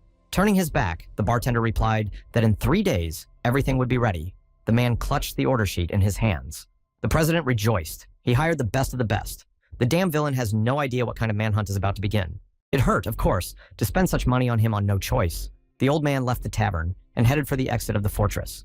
He continued to speculate on how to finally destroy the hated enemy, but suddenly his head was knocked off his shoulders in one powerful blow. He didn't even notice what happened, and his soul was already in the astral world, didn't understand anything, and just blinked his eyes. He noticed a dark figure shrouded in an ominous aura and immediately looked in his direction. How did this even happen? In front of him stood a man whose face was hidden by a red mask and whose entire body was covered by a dark cloak. The old man saw a card fall out of the stranger's hands. It was a card of black colors, but how is this possible? Throwing the map on the floor, the stranger said that this was just the beginning, but the old man was given an indefinite sentence. The man went cold with fear. At this moment at the base, the Sarmak assassin was reporting as ordered. The order was placed by the Black Flower faction. The subordinate still wondered why the head didn't assign such a job to his subordinates. After all, they could have easily done it. Immediately, a black figure appeared near him, literally out of nowhere. The man went cold with fear. The ringleader flew by and said he was going to fulfill the request himself. Let him mean it, the subordinate replied in a trembling voice that he understood. Assassin pulled out a curved blade. Finally, this moment had finally arrived. It had been over 3 decades since he had created the faction in the name of the Absolute. A man in a black cloak came out of the tent. It was the Sarmak group leader Johann. Finally, the cause of his life began to move. Many kilometers away, Arthur was shocked his sister had already reached level 30. It was simply unthinkable. How could it be so fast? The girl had been rejoicing since she had changed class. So much experience had poured in it. Is after all wonderful. The joy had no bounds. Continuing to wonder, Arthur said, "But she doesn't have her enhancement goggles. Seiya said that she doesn't even need them. She's a pure white mage. Now she has a lot of trump cards up her sleeve, but it was only because of her brother that a smile spread across the girl's face." At this point, the guy realized she had been changed class. Only because she was hunting him comes out, Arthur is totally and utterly evil after all. He, of course, had one simple goal to eat well and live peacefully, but then his sister could easily reach the maximum level. Because they were involved in a battle in the desert, the guys have to whisper in order not to be noticed, and Seiya was already a platinum hero. Scratching the back of his head, Arthur hesitated and asked not to be destroyed. Even an occasional goosebumps ran down his back. But in her sister's eyes appeared excitement. She wanted to destroy evil if she got so much experience for just hitting what will be the next reward. After all, this girl loved money more than anything else in the world. She begged to destroy her brother. For once, Arthur began to be afraid of this girl. Is she really that immoral? Arthur couldn't even believe his sister was such a monster. But the girl winked at him and said it was just a game. Then they would just split the reward, as agreed. With sadness in his heart, Arthur raised one finger and said that if he wanted to go to the other side of the world, it would be by her hand. This cheered his sister up, but Arthur wondered how his youngest could talk so enthusiastically about such things. They went to clean up the next dungeon on the other side. As soon as Seiya got the Holy Throne, it became more fun. That's not a bad thing. The next dungeon was cleared in a few minutes. The guys collected all the loot. There were quite valuable items, if you look at it that way. After opening the characteristics window, Arthur realized that sooner or later, he had to level up whether he wanted to or not. He was pulled out of his thoughts by his sister's voice, who said she would replenish her potions and then come back. Arthur told her not to get into trouble. Basically, let her just pick up whatever falls out. The girl nodded her head and ran deeper into the cave. While his sister is searching for supplies, Arthur decides to destroy a few more monsters to level up finally. But he was not destined to do it, since behind his back literally grew a stranger, presented legs to his throat. It was Johann. He said in a growling voice that the Absolute should follow him. If he didn't, he would go to the other world. They stood like that for a few more seconds and talked in whispers. Johann said that his guild would absolutely pass judgment. In addition, a task icon appeared in front of Arthur. As soon as this stranger appeared in front of him, he had to avoid him and earn respect. This was truly an unheard of situation. Arthur thought about all the quests he had had of the highest rank. This was the first time this had happened to him. A lot of weirdness. After striking one blow to him, his sister got the Holy See means it's highly likely he could become totally evil. If the All-Saints seated thrones do not need to be promoted with superior abilities, they will grow at a tremendous rate. At worst, if he has to deal with the Saints alone, he'll balance getting 300 level quests. Arthur continued to stand motionless. He seemed to realize who was after him. Standing behind Johann, ordered the weapons to be lowered. If such a thing is available, Arthur stood and did nothing. Such a demand shocked the boy. And why should he even reveal his qualifications? Yes, and besides, the assassin knows perfectly well that there are no weapons. Johann didn't understand, or pretended not to, and squinted at his victim. Great, Arthur breathed a sigh of relief. If this guy just wanted to destroy him, he wouldn't waste time talking. He began to tell me that he was under a special restriction, of course. Now he looked very weak. That's why it takes so long to remove restrictions. So don't let Johann be surprised. Of course they had waited a long time for his appearance, so if they wait a little longer, everything will be clearer. Johann continued to listen, spreading his hands apart. Arthur continued to explain, and why they don't miss an opportunity to trample the barely swollen seeds. Approaching him, Arthur asked if Johann was sure that because of his mistake now, he would not regret it in the future. As Assassin looked closer, he saw that behind the man's back, there was a terrifying, powerful aura, so powerful, it sent shivers down his spine. Johann came to be horrified. Is this mind technique conquering the heavens? He really isn't kidding now, or is this a glitch? Meanwhile, Arthur continued to speak. Naturally, he can only meet all the demands if he is given some time. Johann said that soon, he would see everything with his own eyes, and then the truth would be revealed. Throwing on his cloak, Assassin said he would give him 10 minutes, and in the meantime, he would shadow him and watch his every move. With a heavy sigh, the player rejoiced. Thank God he was able to win at least a little time is already better. Enough experience has already been accumulated. So you just need to go out and defeat a couple of monsters. Don't care about the time it will handle much faster. When he left the dungeon, Arthur looked around, but there were no monsters around. The guy started frantically swiveling his head around, looking for someone to destroy and prove his strength. Usually he'd come across bears or skeletons or some other monsters at every turn, but here there was absolutely nothing. And all because of his luck, which had fallen below 0 by 100, poor Arthur ran in search of someone. Besides, time was running at a disastrously short half a minute before the deadline. From what Johann had told him, Arthur doubted that the guy would give him at least another minute. He also got a message from his sister saying she'd finally found her brother, but Arthur begged her to stay away. But the girl did not listen to him. She was already rushing towards him from all directions, and dozens of bears were running after her. Arthur only had to watch her with a surprised look, so that's where all the monsters had gone. Well, that's even better. It was only now that he realized how lucky he was that Arthur had already prepared the powerful spell his little sister had done him an invaluable favor. Seiya continued to take offense. Now she didn't understand anything at all. Then why did brother say to stay away? But before the girl could think of anything else, a real bullet whizzed past her, her brother moving at an incredible speed. As he walked, he shouted that it would take a long time to explain. Let his sister get out of here as soon as possible later. He'll make it up to her. And now it was necessary to destroy these bears at all costs. Arthur was raising his level one by one. He had already lost count. There was only a little time left to test the skill because the guy had already reached the right level and immediately poked at the skill. He begged for the system to just not slow down behind his back. Johann had already appeared preparing to strike. Arthur finally managed to get the right skill, and a pillar of energy fell on his body. Johann managed to bounce back at the last moment. The only thing left to breathe a sigh of relief is that the player was one step away from failure. But thank God everything went right at the last moment. Now, even Johann wouldn't be able to say anything to him as the notice suddenly appeared in front of his eyes. Arthur raised an eyebrow in surprise. Something very much changed all around there, with such a powerful energy that even Arthur could hardly stand on his feet. He finally got the title of absolutely evil. Johann barely bounced to the side and couldn't believe his eyes. Could he really see it? Meanwhile, Arthur was enjoying his new look. Of course, the guy felt a little strange, but he had now achieved what he wanted. It was wonderful. When Arthur decided to check his new characteristics, he was very surprised that all his skills had increased so much that he couldn't believe it himself. Now, only the player noticed Johann kneeling in front of him and greeting the Overlord. Assassin apologized for not immediately recognizing the true Lord and for doubting his power. With a good-natured smile, Arthur held out his hand and said it was all right. If he were Johann, he would have done the same. The guy tried to act friendly and thankful that his skills were recognized, but inside, he was jubilant that Sarmak now belonged to him. Kneeling before him, Johann introduced himself and swore allegiance to his new master. Excellent. Now there's only one elder left. Arthur wanted to say something else, but then he was distracted by the sound of messages from his sister, who was trying hard to get his attention. Seiya said that she had just learned that the ultimate evil had appeared, and now there was chaos in the communities. She had no idea that the ultimate evil was her own brother, but she shouldn't have said so before. Arthur decided to make an excuse and said that he just did a good job with his fists here, that's all, so there was nothing to worry about. Seeing how much Arthur's stats had increased, Seiya decided to quit the game because her heart was about to jump out of her chest, as if that was even possible. The girl disconnected from Olympus, but for some time she continued to sit inside the capsule, not believing her eyes. Yeah, sure, her brother's a little out of the norm, but that's a little over the top. Whatever, she's got an appointment, so we should start packing. Still inside the game, Arthur thought that his sister seemed very shocked, and now how to tell her. Either way, now it was more important to see what reward he received for passing such a high-ranking quest. He ordered Johann to continue. The assassin bowed and said he had something to say to his new lord first. Arthur was even a little surprised. He had already understood everything perfectly well. But Johann did have something to say. He wanted to report on the current power and status of the guild. It seems uninvited guests have arrived. Assassin immediately vaporized, and Arthur was ready to fall under the ground. From anger at such an important moment, they were interrupted.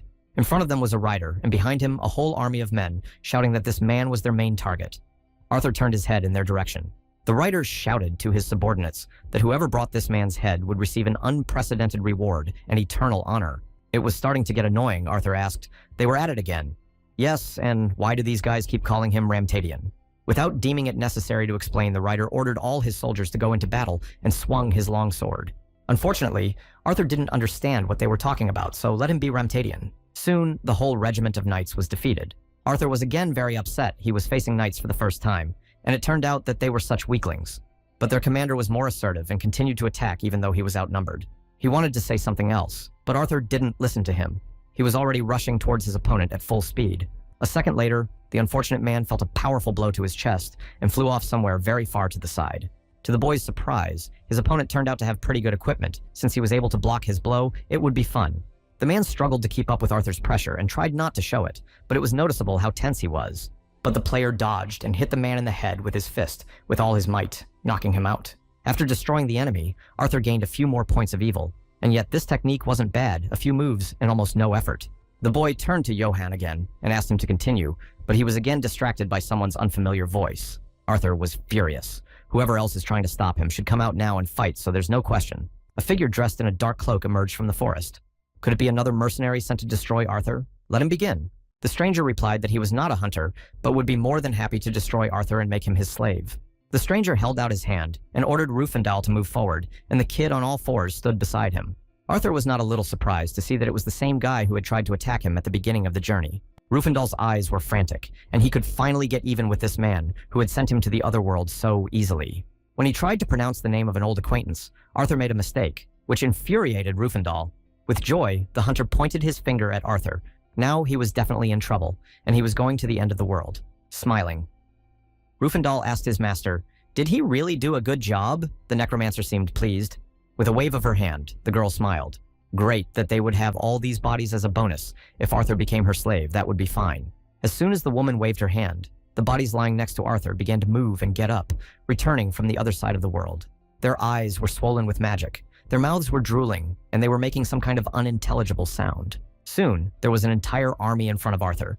The guy sighed heavily. Did he really have a necromancer in front of him?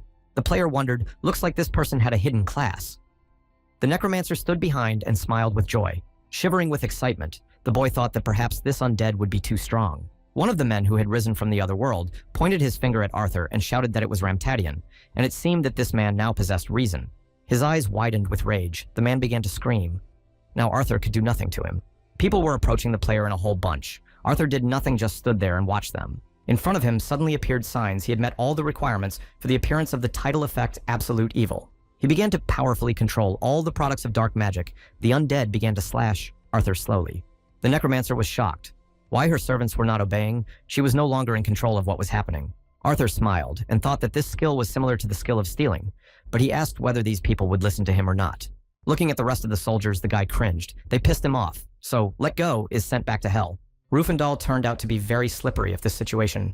Then he too will go over to the strange guy. The necromancer became furious. Arthur asked Rufendal, "He's undead too, isn't he?" The boy hesitated, his voice trembling with fear. A smile slowly began to appear on Arthur's face. From the outside, it seems that this kid would listen to him too. Rufendal didn't want to listen to anyone. He wanted to say something, but the words stuck in his throat. A second later, a pillar of dark energy descended on the guy, covering his entire body, and the unfortunate man screamed. The necromancer standing behind her didn't understand how it was even possible all her servants stopped listening in a second. Looking at his opponent with a condescending look, Arthur asked how old he was in general. The man in the cloak wanted to name his age, but hesitated he couldn't say, although it was clear from his voice that it wasn't too much. Arthur wondered if the undead were now in his hands. So what to do about that pesky sorcerer? He only destroys those who attack first. Folding his hands in front of him, the necromancer inquired, now he could go indeed. There was nothing to do. Arthur waved his hand and allowed him to leave. The sorcerer began to bow and thank Rufendal, who was standing next to him, for leaving him alive at all. But the situation was, so now he is under the control of his worst enemy who sent him to the other world.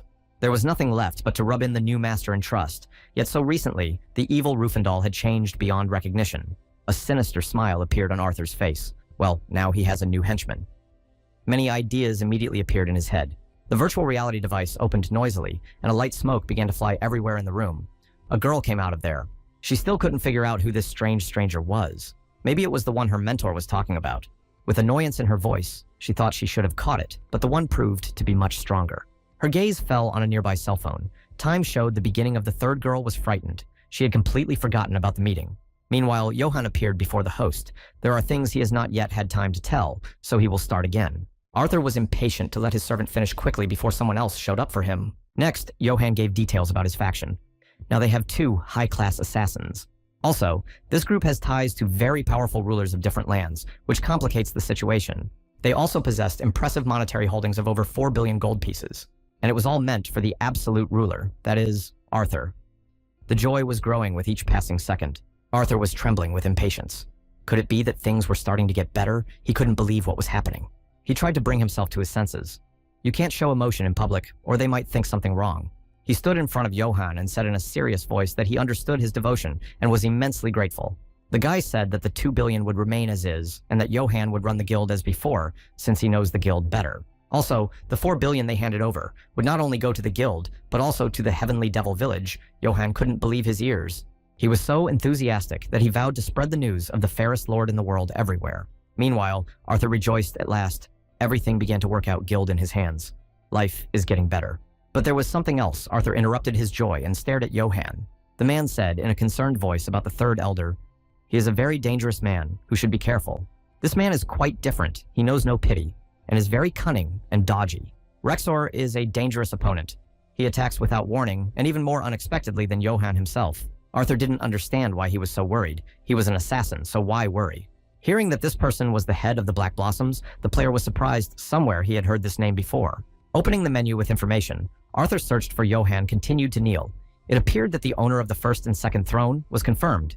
In that case, let whoever wants to attack now has nothing to fear. He has the guild in his hands, and his sister is on the 7th throne.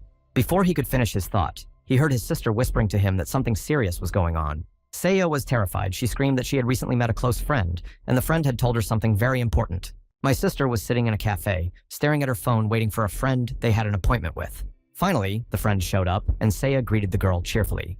The stranger turned around at the voice and shrieked fearfully. She looked for her friend with her eyes. In front of her stood Zi Song, a tall girl with long black hair. She waved her hand in greeting. The 2 girls sat down across from each other at a table and started talking. Suddenly, a strange man came up to Zi Song and said that she was his ideal girl, and could the girl give her phone number.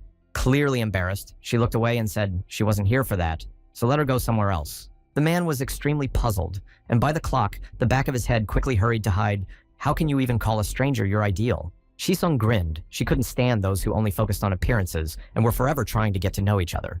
But Seiya was of a different opinion. She said that her friend was so beautiful that she could fall in love at first sight, so it was no surprise. I blushed with shame and embarrassment when I heard my friend talk about her fear of men, but it was nothing like that. But her friend didn't stop talking. She said that even at the academy, Sisong was called the Ice Princess because of her coldness. Folding her fingers in front of her, her friend blushed even more and called Seiya a meanie.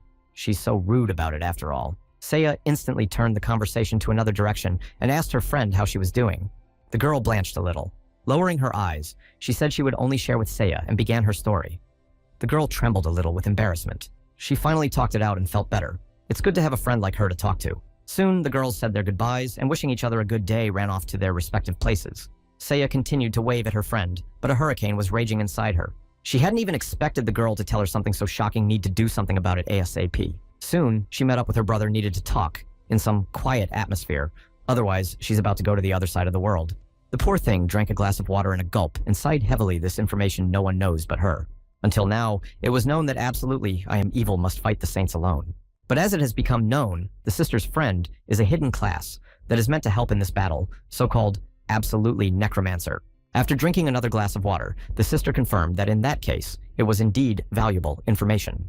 However, I wonder if it's normal for a girl to tell such things. Seiya nodded her head. They can be said to be soulmates, so there's nothing to worry about. Besides, her brother is totally evil, so should know about it. Arthur even choked up.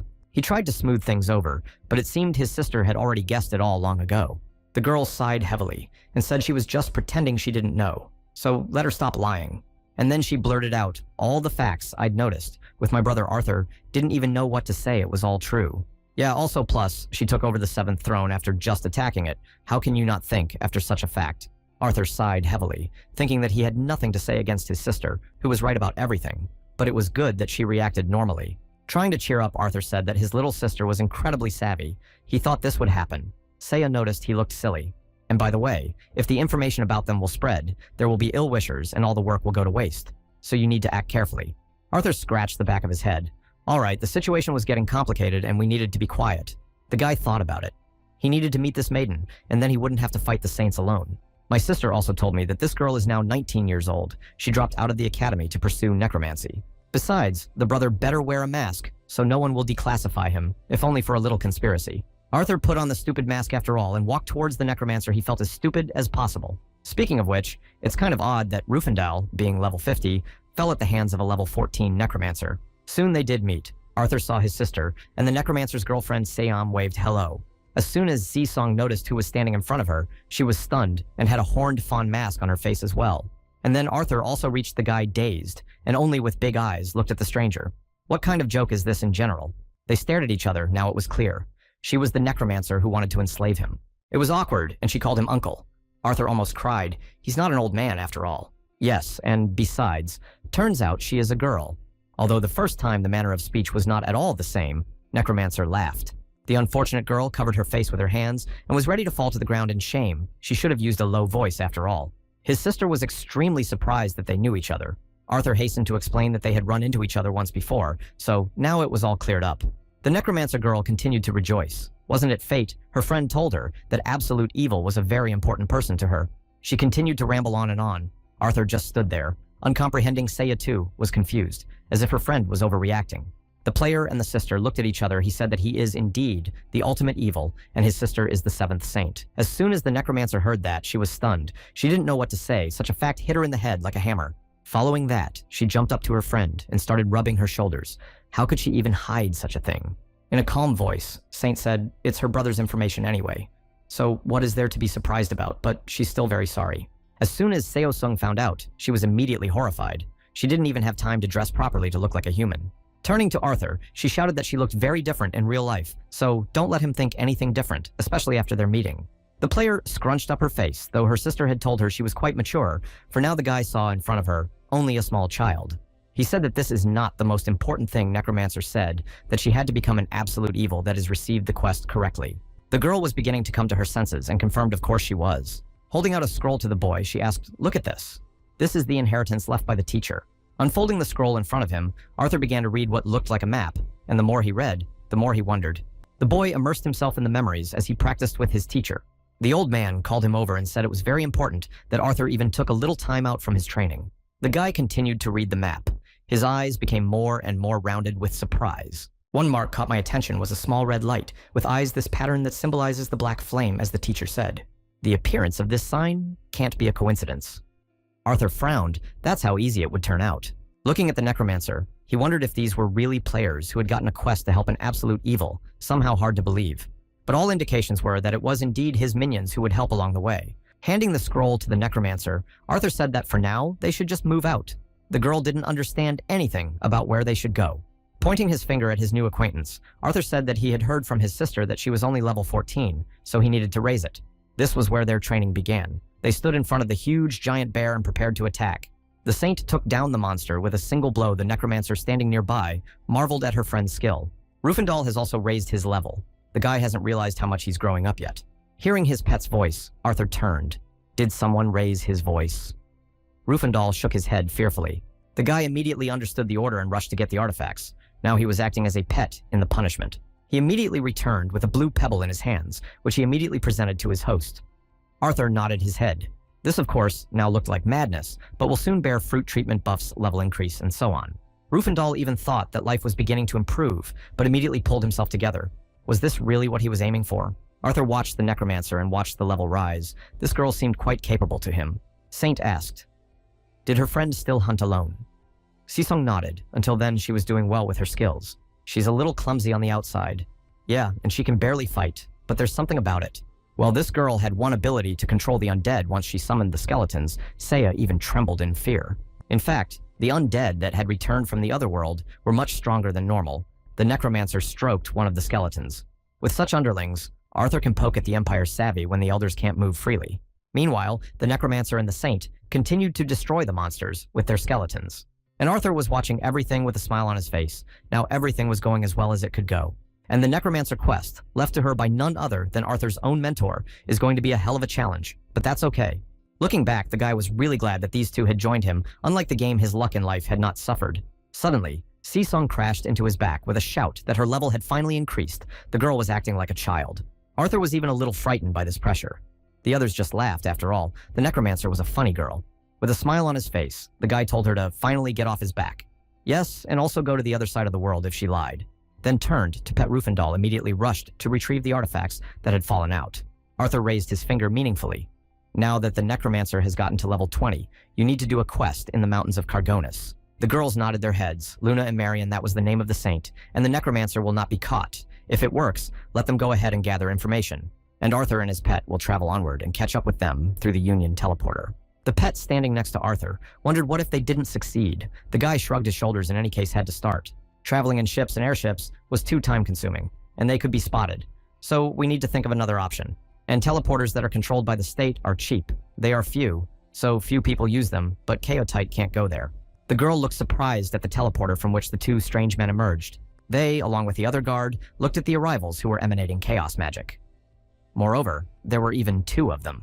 Folding his arms across his chest, the guardsman greeted the great guests with irony in his voice. The pet was surprised. He thought there would be a lot of trouble here, but that's how it turned out. Arthur replied that this was a no-battle zone.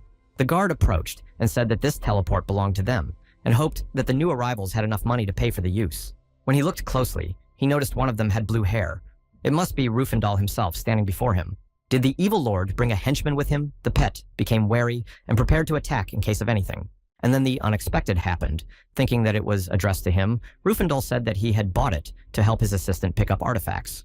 Before doing so, Arthur told his pet to pretend to be in charge, as if he were in charge for everyone's safety.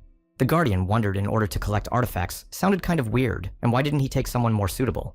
This is after all such a tiny level with fear in his heart. The pet, feeling his master's gaze on him, tried to hold back. In the end, he couldn't stand.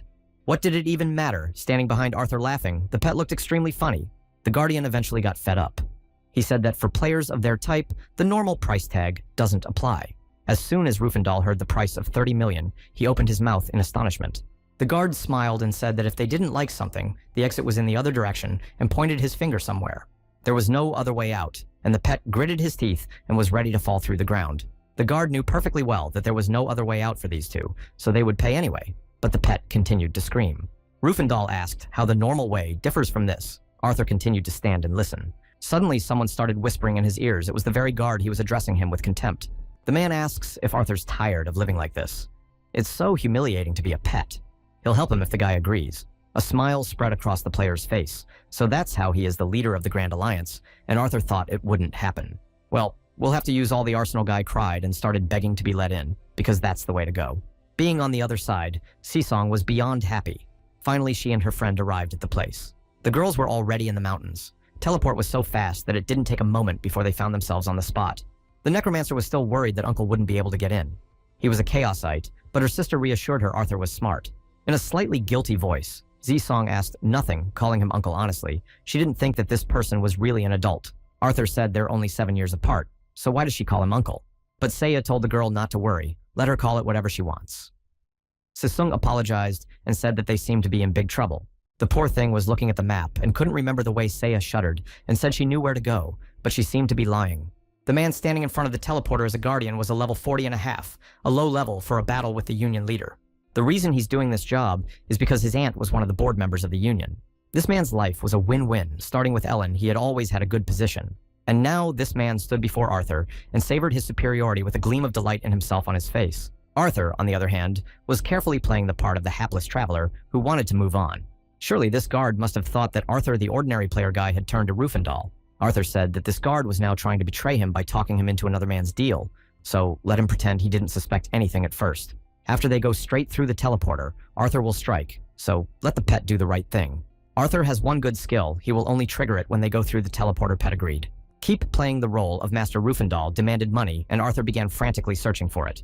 It seems the pet got too much into the role and started screaming for the owner to move, but it seems he overdid it. Soon they passed the teleport, and were north of the mountains, coming out of safety. The boys were already being followed by that brazen guard. They were about to attack, and were sitting in ambush. Arthur lunged at the pet, shouting that it would no longer obey, and ordered it to pretend that Rufendal was surprised. Thank goodness Arthur reduced the force of his strike and did no damage at all. They started fighting amongst themselves. Thank God Arthur put a buff on his pet, so let him fight with all his might. The attackers hiding behind the branches decided to cast anti-magic on them and then attack stealthily from afar. Rifendal didn't even feel the spell being cast on him, so he continued to attack. The guy at the last moment noticed that from the back, 2 people were flying at him, putting out their weapons. The pet was fully prepared. Arthur just watched his pet fight the others, and a guard was already approaching him. Eves drew his longsword and contemplated how he would deal with this worthless player, and that was the end of his role. Arthur noticed that his opponent was approaching him from behind and was ready to fight back. But to the Guardian's surprise, the player just stood there and did nothing, receiving the strongest blow to his back. But it was all according to plan. Arthur smiled and was ready for it. His body took no damage, like a tickle. But then the unforeseen happened. Arthur quickly turned around and punched his opponent in the jaw with his fist. The guard, who was expecting nothing of the sort, flew off somewhere far away from what had just happened. The man rubbed his face. His stamina had not diminished, so why didn't he strike any blow, especially with this man? Meanwhile, Arthur got a little frustrated. He didn't apply the boost to his attack, so he hit pretty weakly. But the guard was furious how this worthless man dared to hit him. He was about to go to the other world. Arthur looked at him with irony at what he was just saying, since Eve had attacked first, so why all the accusations? Behind their backs, there was also a duel going on as the pet fought several players and scattered them like toys. One of the attackers shouted that it was misinformation. They were too strong, so we should retreat immediately, but he didn't have time to say anything. Rufendal used a heart attack on him, and the man felt his entire body stiffen with unseen fear. The pet was beyond happy with his specialization. He was able to defeat 5 by himself. The boy waved at Arthur and shouted that for this he would rub his shoes for the rest of his life. Brother. Once a brother, forever. Jumping up to his master, the pet asked why this enemy was still alive. Arthur replied that if he finished him off, there would be no items. The guard realized the situation he was in and promised to give all the money he demanded for entry, every single coin. Hearing such impertinence, Rufendal barked at him, and the guard immediately changed. He lowly gave them up. Meanwhile, Arthur was nudging him to finally deal with this rogue. Rufendal was already preparing to deliver the final blow. The Guardian agreed to 70 million. He was willing to even increase the amount to stay alive as much as he wanted. But the pet was already ready to apply his skill, and as if not listening to him, the Guardian still increased the amount of 100 million. The pet literally felt his master's joy in his back, but Arthur was still not enough. He demanded more and more. Rufendal, who had already gone completely mad, demanded some exorbitant 130 million for moral damages. The unfortunate man realized the strong hands gripping his throat and agreed, so be it, he would take them to a safe area and give them the money. The pet went into a rage. What other safe zone and was ready to apply a heart attack, Eve immediately held out a bag of gold. They literally robbed him of everything, and the enraged guard headed back. What a shame it was after all. The vile chaosite robbed him of so much money. But thank God he got out alive. Arthur said that such people are very bad. They corrode society and make other people worse. There was no other choice. Arthur ordered his pet to send the scoundrel to the other side, and Rufendal took off after the guard. The unhappy man noticed the danger approaching him. He cried out that they had promised to spare him, but no one was listening. The pet had already kicked him in the back with such force that the man almost broke in half. Rufendal just went wild. He was ready to turn the guards to dust for the sake of his eldest. It seems the guy was slowly going insane. To his dismay, his opponent died after only one blow. Eve was in a panic. He had been cheated and robbed. Rufendal rummaged through his opponent's inventory and noticed a small key and immediately pulled it out into the light. The guard noticed this and was horrified. He said that if the guys returned the item to him, he would immediately pay them 1 billion gold without delay. Here the pet paused. Did such a large sum for just one item, but the guard seemed not to be joking. The guy wanted to make fun of the victim and said that he wouldn't return the guard as if struck by lightning. Rufendal ran up to the older man with a smile on his face and said he was finished. Arthur saw the bag in his pet's hands and asked what it was. In response, Rufendal said it fell out of the type, who offered him 1 billion if he returned it. Arthur was interested. He opened the pouch. What must be in there if it's worth that much? But it turned out that there was nothing of value in the pouch. Although, why then offer such a sum for its ransom? There were only a few unique items, all of which were not worth half of what the guard was offering. Perhaps there was more. Arthur gave the bag of 30 million to his pet as a reward. Rufendal nodded happily and promised to shine shoes for the rest of his life. Then Arthur said goodbye to his pet and said he would contact him when he reached the continent. Rufendal waved happily after him. The player rejoiced with all his soul. The main thing now belonged only to him. Everything was working out just fine. Soon, he came to the others. His sister was already greeting him with a joyful smile. The necromancer said that thanks to the saint, they had reached the intended destination on the journey. Arthur rejoiced. This was great news. Frowning necromancer said that there is some more news among the local NPCs. There is a rumor that a strange monster is appearing in the area. Even the high-level team that entered the forest was destroyed. This is after all the truest mystery. The girl was blazing with excitement. Arthur thought about it. It all sounded very interesting, but he didn't remember his quest, saying anything about it anyway. He should go and look into it. Soon, the undead army was already attacking the huge forest tiger monster, roaring at the top of its voice, and the necromancer was controlling the undead. Shisong was glad that she was able to raise her level. Uncle's skill is really incredible. At this rate, they will quickly reach their goal. Arthur praised the girls. They were doing pretty well themselves, even without the help of his buff, but necromancers are undead. Surprised, Arthur saw the girl hugging the tiger and the rest of the monsters that really after each destruction calls them back. Soon behind the necromancer's back, there were more monsters returning from the other world. The girl asked her if her mom was okay. And besides, the bigger the army, the better isn't that how the necromancer smiled with joy. Arthur looked around at everyone. If you add more undead in the shadows, you get about 200 heads. That's real legal cheats. Shisong opened the map and began to study it. They were already at the location. He asked the necromancer if she really knew how to navigate maps, and the girl confirmed without a doubt that this was the place. Looking up, the guys saw a responsible rock towering above them. Just don't tell me you'll have to climb up there. Unfortunately, it turns out they can't even fly here, so we'll have to climb up. Arthur was already contemplating a plan of action, but the necromancer shouted for them to immediately look up and look. Irritated, Arthur looked up to see what else was going on. And indeed, a bird flew at them from the sky like a stone, opening its wide, sharp beak and flashing its eyes. It was the cruel Carria, a huge bird lord of these mountains. Its wingspan reached several meters. When hunting monsters, blue stones appear from them, so if this bird eats one of them, it becomes stronger and cleaner. With irritated eyes, Arthur looked at the bird. It reminded him of a chicken. Would he really have to fight it? But he had a plan. The guy let himself be grabbed. His girlfriends immediately squealed in fright at what he was going to do. But Arthur, being in the bird's clutches, only glared at her. How dare she even look at him with such disdain? He swung at the flying chicken and hit it in the stomach. If it could take one punch, he could keep it alive. The bird was about to release its prey from its clutches when Arthur jumped up. The guy smiled. Well, she's holding up well, so the guy will make her his pet, so let her live for now. He grasped his broad head and readied his fist. It was time to stretch a bit. Carria twitched in horror. The bird saw perfectly well that some powerful explosion was coming towards its head, but could do nothing. In a second, only feathers remained in the air. Girls looked at it all with bated breath. Did it really work? It's time to use the equipment obtained in recent battles, namely the Tamer's Ring. Now it seems Arthur will have a new pet. The guy smiled a wide grin. Now this ptah belonged to him. He applied the Tamer Ring, and the bird lit up with a green light. The magic penetrated its body. The incredible level of intelligence of this monster was confirmed to be much higher than human intelligence. Soon, the bird lost all strength and crashed to the ground. The girl standing nearby closed up a bit so they wouldn't be covered in dust. Caria was lying on the ground, and Arthur was lying on top of her content and smiling. Taming turns out to be a pretty cool thing. Necromancer was surprised to find out that this uncle had so many talents. Seiya was surprised to find out if her brother could tame monsters. Her sister was somehow perplexed. She wasn't sure if her brother's skills were even geared towards this. Arthur looked at the sign in surprise. He didn't expect to see his pets have such a high rank. I remember only the Monster Master's wyvern had such a high rank. Arthur continued to sit staring at the bird, which was muttering to itself. But fortunately, it was alive. The player decided to stir up the bird a bit and rattled a bag of gold coins in front of its face to try to stir it up. As soon as the bird felt the tinkling of gold coins above his ear, he immediately woke up and seemed to like it. Turns out taming was even easier, but the girls just looked at it from afar and didn't understand how this was even possible. Now the problem with moving was solved. The guys jumped on the bird and began to climb up in a flash. Arthur sat in front and leafed through the map. The necromancer looked over his shoulder and asked if they had been able to figure out the exact location.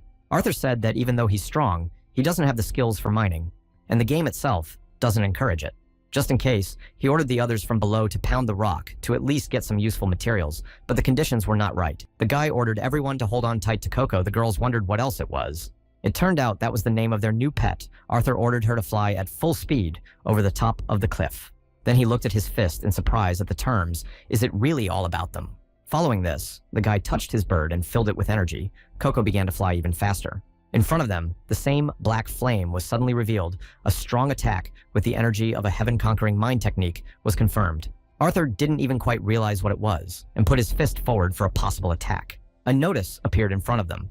200 monsters were required as a sacrifice, and there was also a time limit. They hovered in the air and looked down. If the necessary sacrifice is not made within the allotted time, the rock will collapse. And then the guy had an idea in his head. He has a necromancer who is supposed to serve the ultimate evil. He turned to Zisong in Arthur's mind, a definite thought already forming in his mind. The guy asked, will this many monsters be downstairs? The sister had already opened her mouth to object. There was even more down there. With the naked eye, you could see that there was a whole horde of monsters. In any case, it is necessary to fulfill the requirements, but the girl doubted it was impossible to do so. The necromancer said that she cared a lot about these monsters, and Arthur wondered what she was talking about. She can communicate with the undead. Can't the monsters say they don't want to do it? But the girl said that's not the case. And then Arthur heard that Zisong quietly sobbing. The sister behind him was horrified. Arthur tried to calm her down and let her think it over. She's in the same boat as them, and besides, the master commands it. Let her rise to the level where she will be above us and below only one person. Arthur's voice stopped serious. There's only one step in the journey now. If they fail, it's all downhill from here, so don't hesitate. The sorceress almost cried. She knew it, but it was too cruel to use such a thing. Seiya. Sitting behind her turned to her brother. She wanted to say something. Arthur turned to her. The girl said that since the necromancer didn't want to, she must have her own reasons for not doing it. Nevertheless, there was no choice. Arthur said that if the necromancer didn't do it, their paths would part. He wouldn't cooperate with anyone who stood against him. The girl had to make up her mind. Either she sacrifices the monsters, or they become enemies. Unfortunate. After a short thought, she still agreed to go together with the uncle, so the girl nodded her head.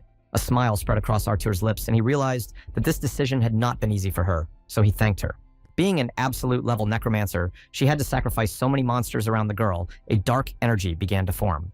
The undead that had so recently walked the earth began to return to the afterlife again and dissolve into thin air.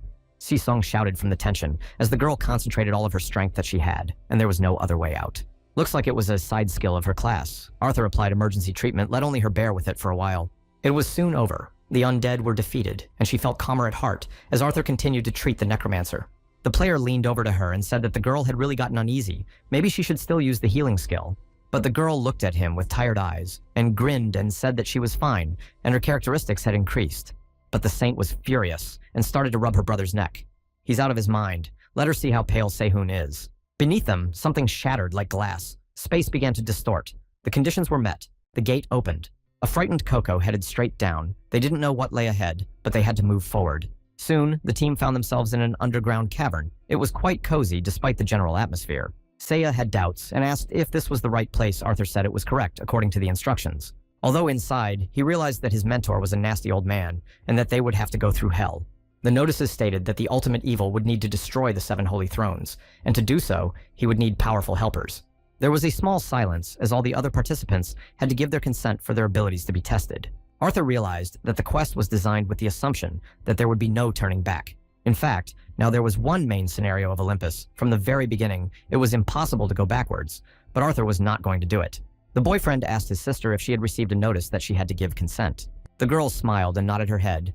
Yes, after all there was, she had traveled here with her brother and give her consent. The necromancer also smiled and gave her consent to become an assistant. It seems the girl didn't even doubt the decision. Next was Coco. The bird flapped its eyes and cawed, seeming to understand nothing at all. Arthur realized what needed to be done and poured out a handful of gold coins in front of the bird, and the bird's eyes bulged with surprise. A second later, a notification appeared that all participants had agreed to cooperate. The only thing left to do was to go through the portal. Arthur looked in front of him and smiled. He didn't know what would happen next, but he didn't doubt it. At this time, there was a man sitting in the office, talking on the phone, and the voice on the other side of the receiver was extremely concerned about the situation. It was the same guard that Arthur had tricked. The man was now furious that some beggars had dared to cheat him. Who would have thought that the same Rufendale and the man loitering beside him would turn out to be so cunning? Eve plunged into his laptop and began searching for pertinent information. He was bound to find this man and get his money back, as suddenly a phone vibrated on the table. It was his brother calling to say he'd seen the latest news and thought he'd call. On the other side in the phone line was Kang Mu Seok, a man saying that he had already become the first Holy Throne and would surely catch that criminal.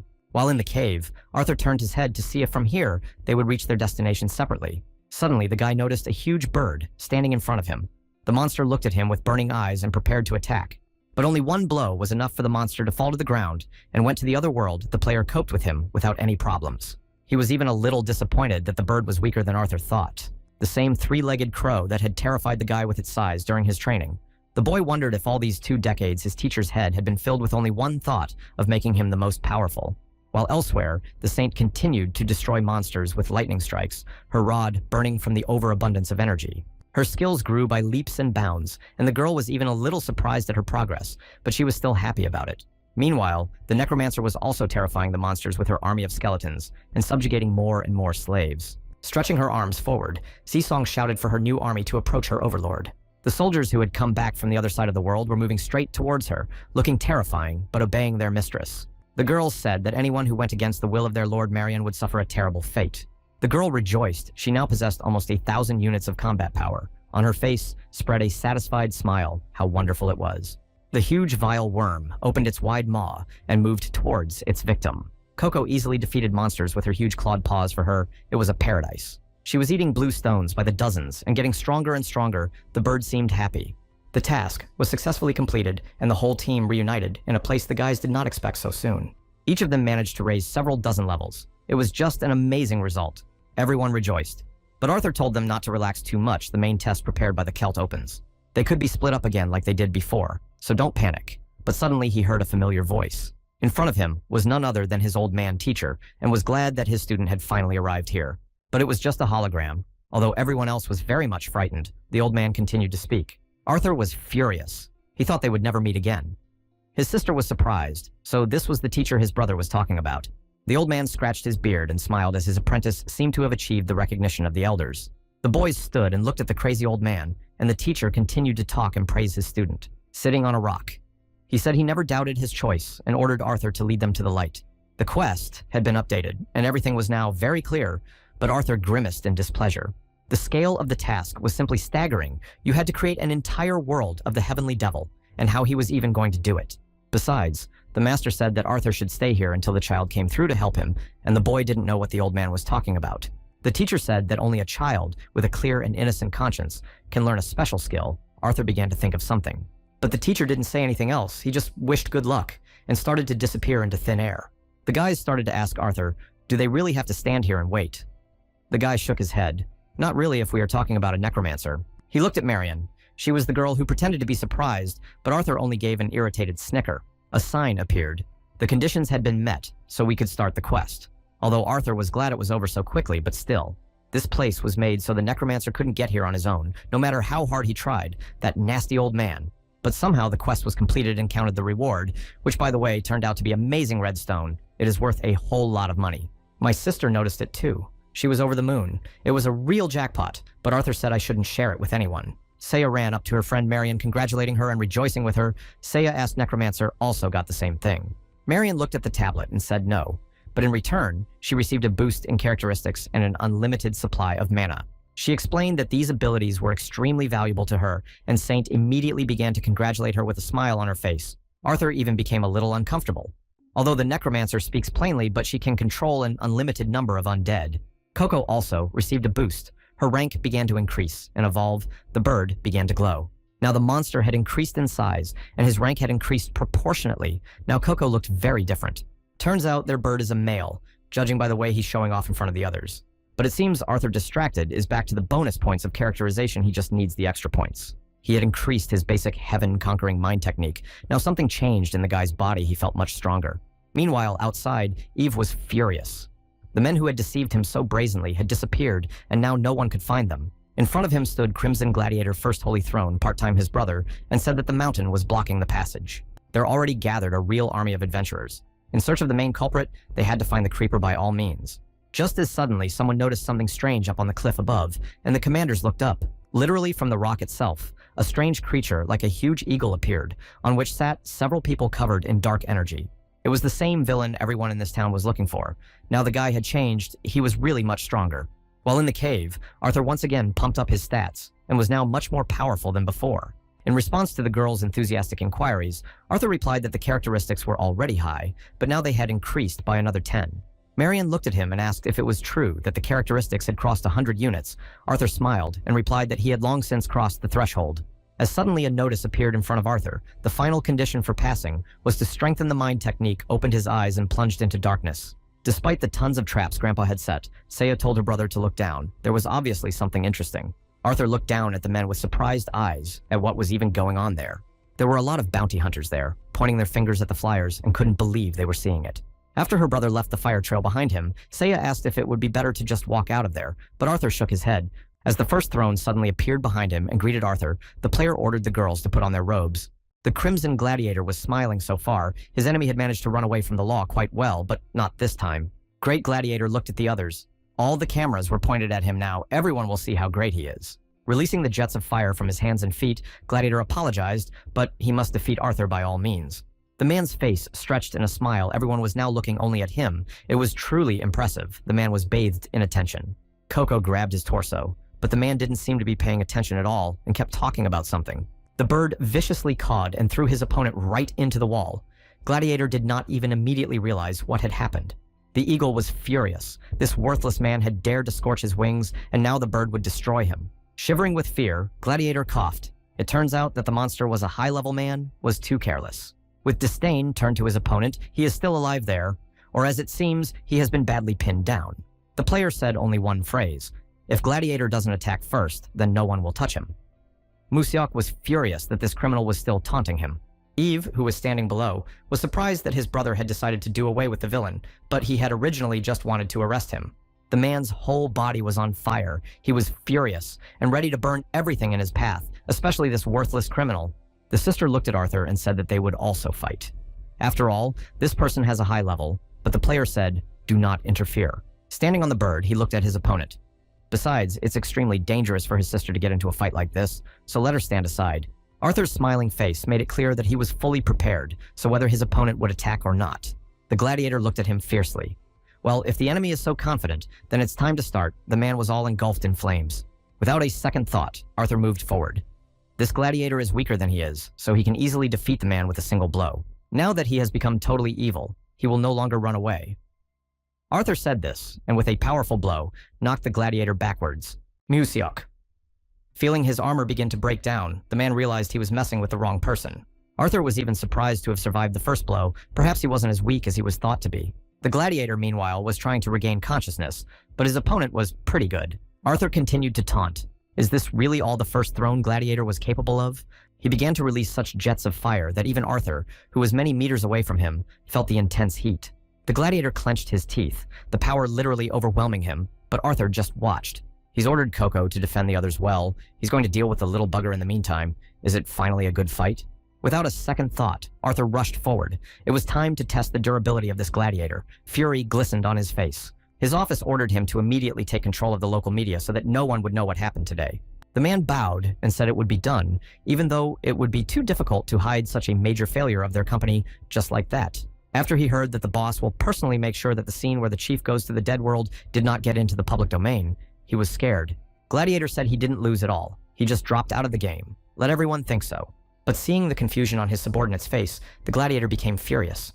Why is he even being looked at like a dead man? Should he tolerate being treated like this because some criminal was able to defeat him? Subordinates only stood silent. Finishing the rage, Musyok ordered to clean up the office. He had created a real chaos here, practically tearing it to shreds. The man pondered. While everyone is in a huge delusion, vested interests are overlooking incompetent individuals. The world is slowly forgetting that everything here works. It's only because of users like them that the assistant is wary. The boss said that in a few years, this world would be organized completely so that people like this criminal would never appear again.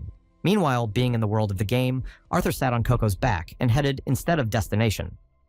Soon, they will be there already. The guy was very happy with the pet. Stroking the bird's head, he said that Coco seemed to be in a good mood from the fact that it was just the two of them flying together. Meanwhile, Coco was thinking about how strong his master was, that he destroyed the man who had scorched his wings with just one blow. Soon, they had arrived at the Red Devil's lair, and the bird was playing with the children outside while Arthur went to deal with pressing matters. He rummaged through the papers on which was printed a strategy on how to survive the next cold winter, for it was just around the corner.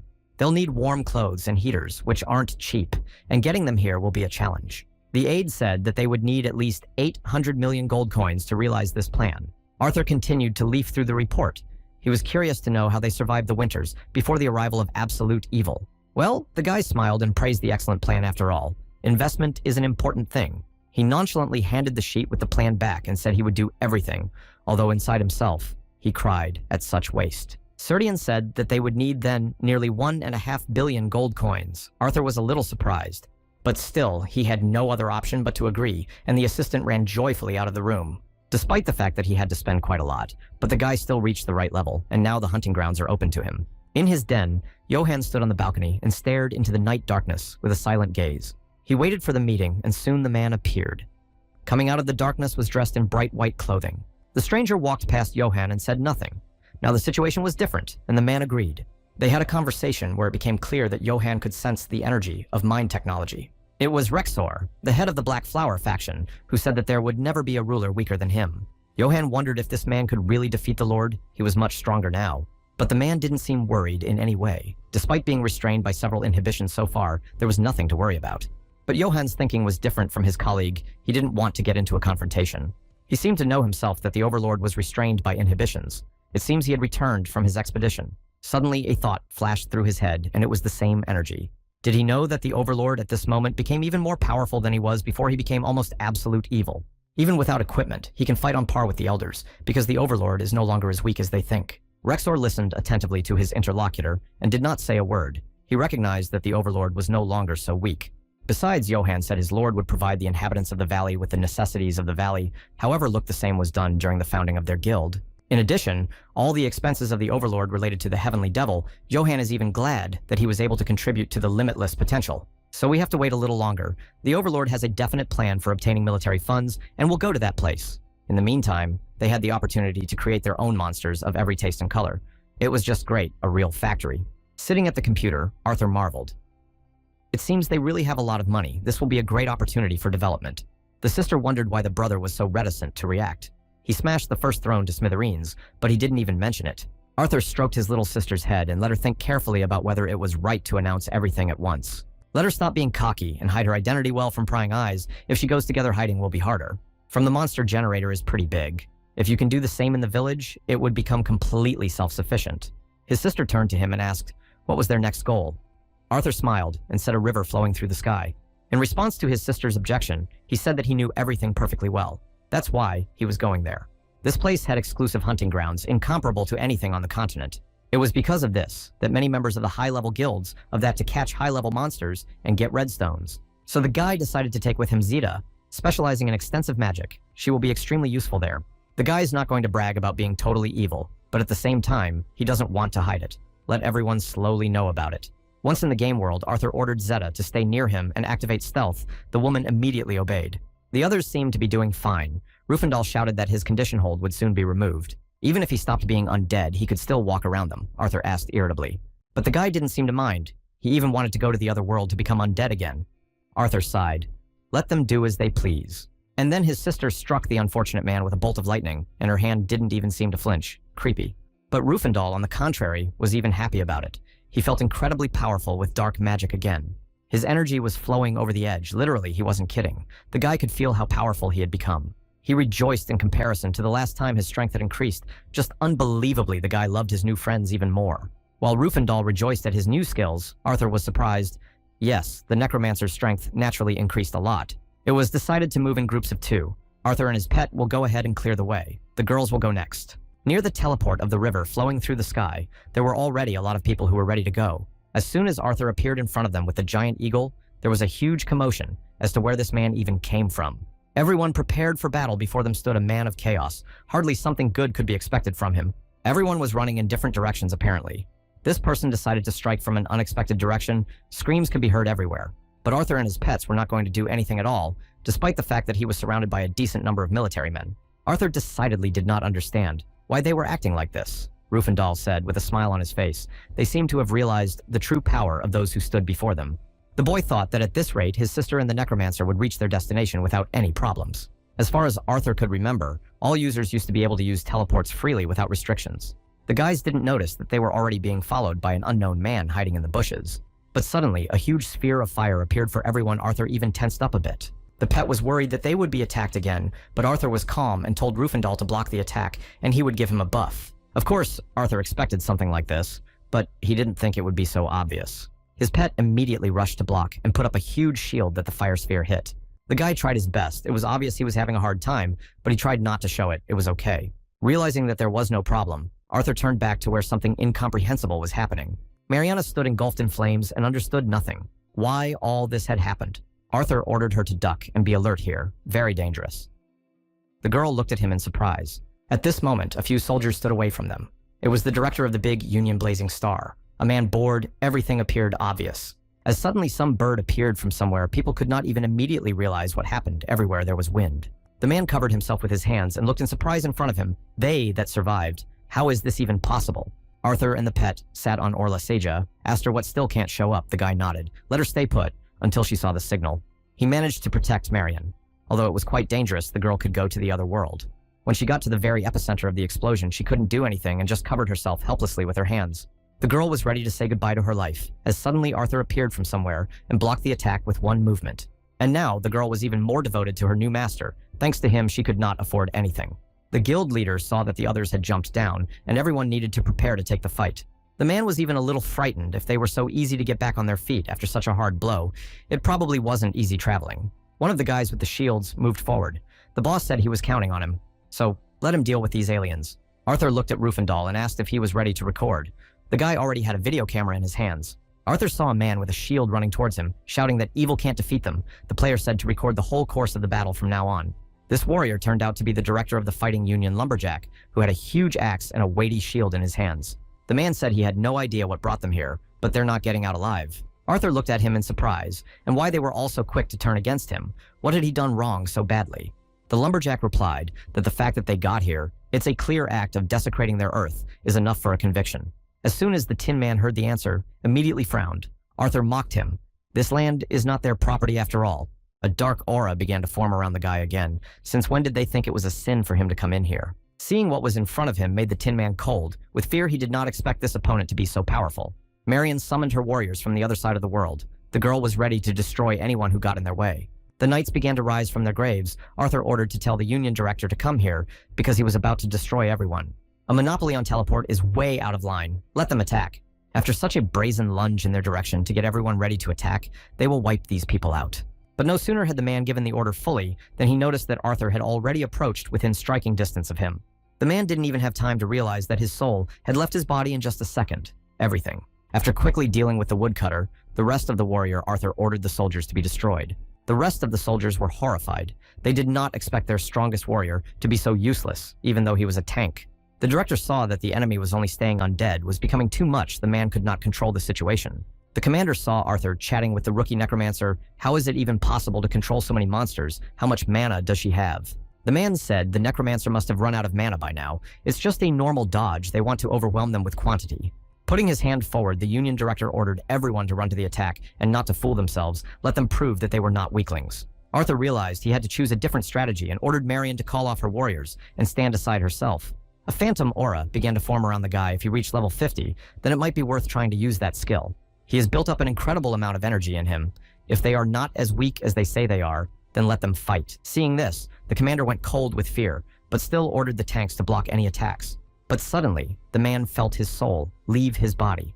Did he really go to the other world from one blow? It was hard to believe. The commander was defeated, and Arthur had the necromancer order the knights to continue the offensive. Everything was ready. A notice board popped up in front of him stating that it was possible to allocate irrational elements, the guy thought for a moment. There was chaos in the office at the Divine Stars directors meeting, and once again, this criminal was to blame. Now the employees were terrified. They didn't know how to resolve the situation themselves to make things fall into place. The fallen commander of the order has heard the order to rise. He has now turned undead without wanting to. Finally, a terrible guess came into his head. Even after he went to the other world, they want to make him a slave. He was ordered to destroy his comrades. Now the man fought hard, but could not resist the dark force. All the soldiers were in utter confusion and horror. They did not understand what was happening to them, but the necromancer rejoiced. Arthur jumped up to the commander and gave him a powerful punch right under the man's breath, almost spitting out his lungs from the force. It was the real jackpot after all. I wonder if it was possible to distribute other characterization points next to it. Was Rufendale collecting items? Suddenly, he turned to his host and said he'd better look over there. Arthur turned his gaze backward. There were 3 leaders of the small union. They looked extremely threatening. One of them told Arthur to surrender, and he could avoid the sentence. The boy looked at them with a surprised look at what they even wanted from him. Did they really think Arthur would give up? The pet said that this trio seemed to be serious. Arthur raised an eyebrow in surprise. Could they really be that strong? On the left was Curdle, a man in only underpants with a very expressive body. He was a master of close combat.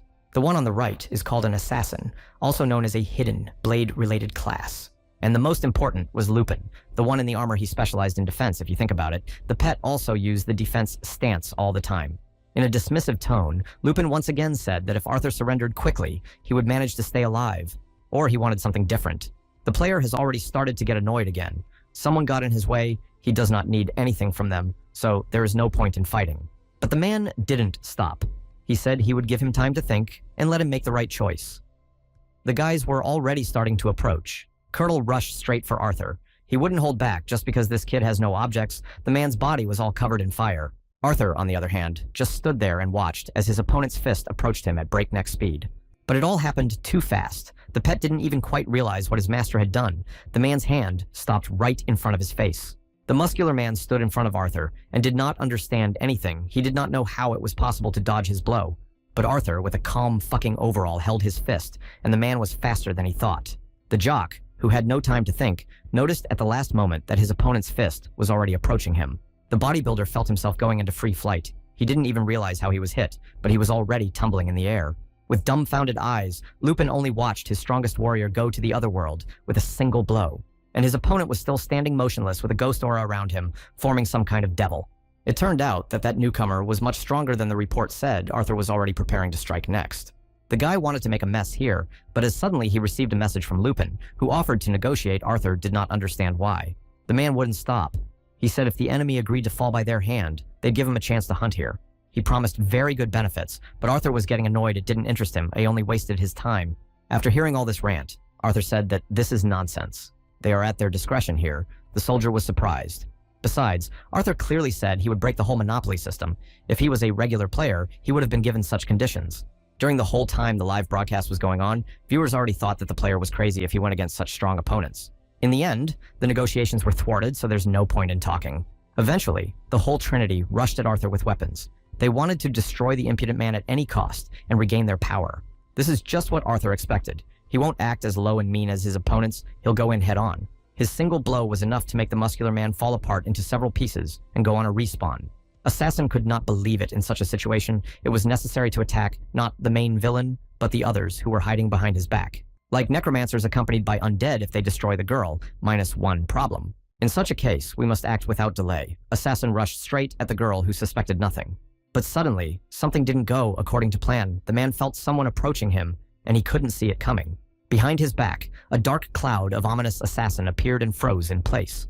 It was Johan. The man had arrived just in time and already had his opponent in his sights. A nice try. The commander already saw that his army was defeated and realized that there was no way to win. Before he knew it, all of his warriors had been defeated, and Johan acted as quickly as possible.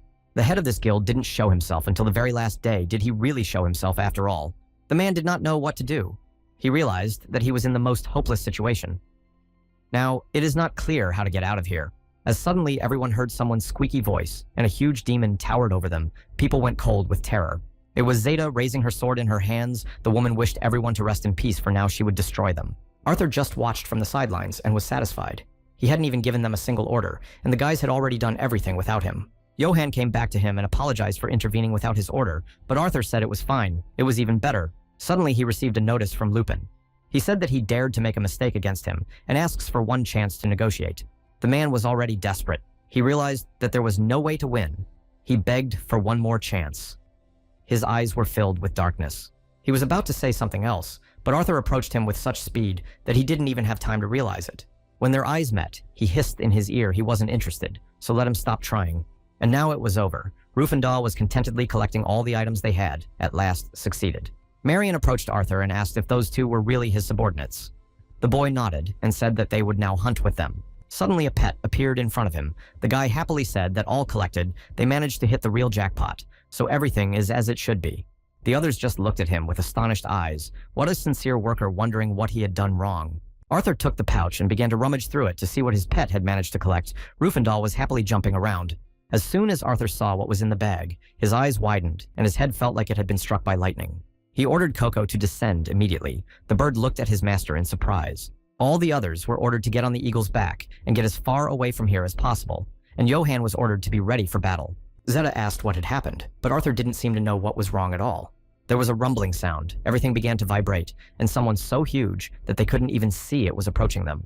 And all this is due to the fact that created an unexpected quest, an appeared boss monster. It was a huge monster created from several monsters. Arthur sighed that it was getting fun. The size was impressive, and he was going to have to do his best after all. Standing on the bird's back, Marion marveled, "Wow, what a huge monster this is after all." The girl looked forward with burning eyes and immediately wanted to get her possession of this monster.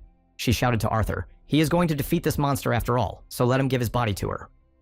The guy irritably nodded his head. Johan said that these monsters were so big that even he would have a hard time dealing with them. The Overlord is weak and should be careful, and it is better to retreat. Hearing that the master was going to defeat the monster right now, the man swallowed his tongue in surprise. And ignore the others. Arthur moved forward. They don't believe in his strength. Johan wanted to say something, but the Lord said to just stand by and watch. Everything will be as it should be, so don't let them worry. Apparently it happened. Because the world reacted to the appearance of absolute evil, Arthur prepared to try. He used his crowning skill around the guy. A wave of dark energy began to form around him, and the water around him began to churn. As expected, if this monster was an ordinary monster, it would immediately attack, but for now the monster stood still. It was paralyzed. These monsters Arthur could easily defeat, so he was not afraid of anything, but simply looked into the eyes of danger. He ordered the others to watch carefully as their master easily dispatched these monsters. His body began to burn. In the truest sense of the word, energy was overflowing, and he moved forward. It was enough for him to crush the monsters like bugs, and there was a rumble comparable in power to an earthquake. Zeta was completely shocked. She still couldn't believe what was happening, and just watched her lord uninterruptedly. To say the least, Johan was also extremely surprised. He had not expected such a rapid increase in power from his lord. Meanwhile, Arthur was approaching. Everything happened exactly as he had intended. This event was perfect for his debut. Meanwhile, another extraordinary meeting was taking place at the Divine Star headquarters, and they were discussing Arthur's power there. Big Union Director. Divine Star, Yang Jong-hoon sat. So his tablet and nervously looked around. Someone's ingratiating voice asked how you level check results. Ian lowered his eyes and said that the confirmed level 50 guy was extremely puzzled. The head said that the reputation of their alliance has already fallen below the plinth. They know that very well, right? All the other members of the meeting tensed. Now they were going to have a very serious conversation with the head. All present began to apologize. They had no excuse. People understood that they had made a terrible mistake. But the man at the head of the table calmed down. He didn't gather all these people to apologize. The enemy level is still rising. He said that he was extremely puzzled and upset by the fact that the heads of the small alliance did not show discernment. Ian was ready to fall to the ground. Definitely, that Chaos Man is completely out of the ordinary. He is extremely strong, much stronger than expected. Even the Justice Alliance of America sprang into action. When it heard such news, it must be of sufficient strategic value. Kwangmu Huan was the head of the big Divine Star Union. The man was extremely angry. Regardless of what happened, you need to destroy this evil, and there are several people who are helping this psychopath. The man said that in addition to all this, if you pay attention to his past deeds, you might find out something. The man sitting next to him was his grandchildren. It was Mu Seok, who looked at his grandfather with horror, and the leader went on to say that absolute evil is all about wreaking havoc in the world. When you consider all that this man has done during this time, he can fully be considered utter evil. The man spoke completely. Seriously. At this point, Arthur was fighting a huge elephant-shaped monster guy, jumped with incredible speed. He activated all his skills and already aimed at the monster's head to destroy it with one precise strike. Now, Arthur didn't care that he was being hunted at all. His main incentive was to destroy the monster. The boy's eyes were brimming with enthusiasm. If he continued like this, he would destroy this monster in no time. Quan said they have a duty to show the villain that he can do nothing against the majority for the sake of a world where the elite rule the people. And now it was time for the final chord. Arthur swung a crushing blow to the last monster and defeated it. The huge crocodile with two heads plunged into the water with a clatter and raised a splash in the air. Like a fluff ball, Arthur landed next to the boss. Monster was defeated. He was given many rewards. The guy was even surprised by his own strength. It seems that for an absolute evil to defeat such a monster was a mere trifle. I wish they'd give him red stones. They're incredibly expensive. The guy looked at the sign, but to his surprise, the guy noticed that he got 3 black stones. His eyes went to his forehead. How is that even possible? Black stone was the most valuable material in this world, so obtaining it was considered a great event. Among all the stones that were in the world of the game, black stone was considered the most valuable and rare material. In the entire 200-year history of the world, the black stone had only fallen 3 times, and now Arthur had gotten it. The guy was looking at an expensive stone. The cost of this material, taking into account all the components, was simply unbelievable. He thought he'd been practicing for a reason, and now he could buy his sister as many hamburgers as she wanted. The others also noticed that their overlord was glowing with happiness today, and he had demonstrated his talents to the fullest. Johann wanted to say something else, but it seems that they had guests. The man literally vanished and moved back. In front of him stood the 2 director of the Grand Union, Ellen Blueheart, as well as the president of the Justice Union, Capt.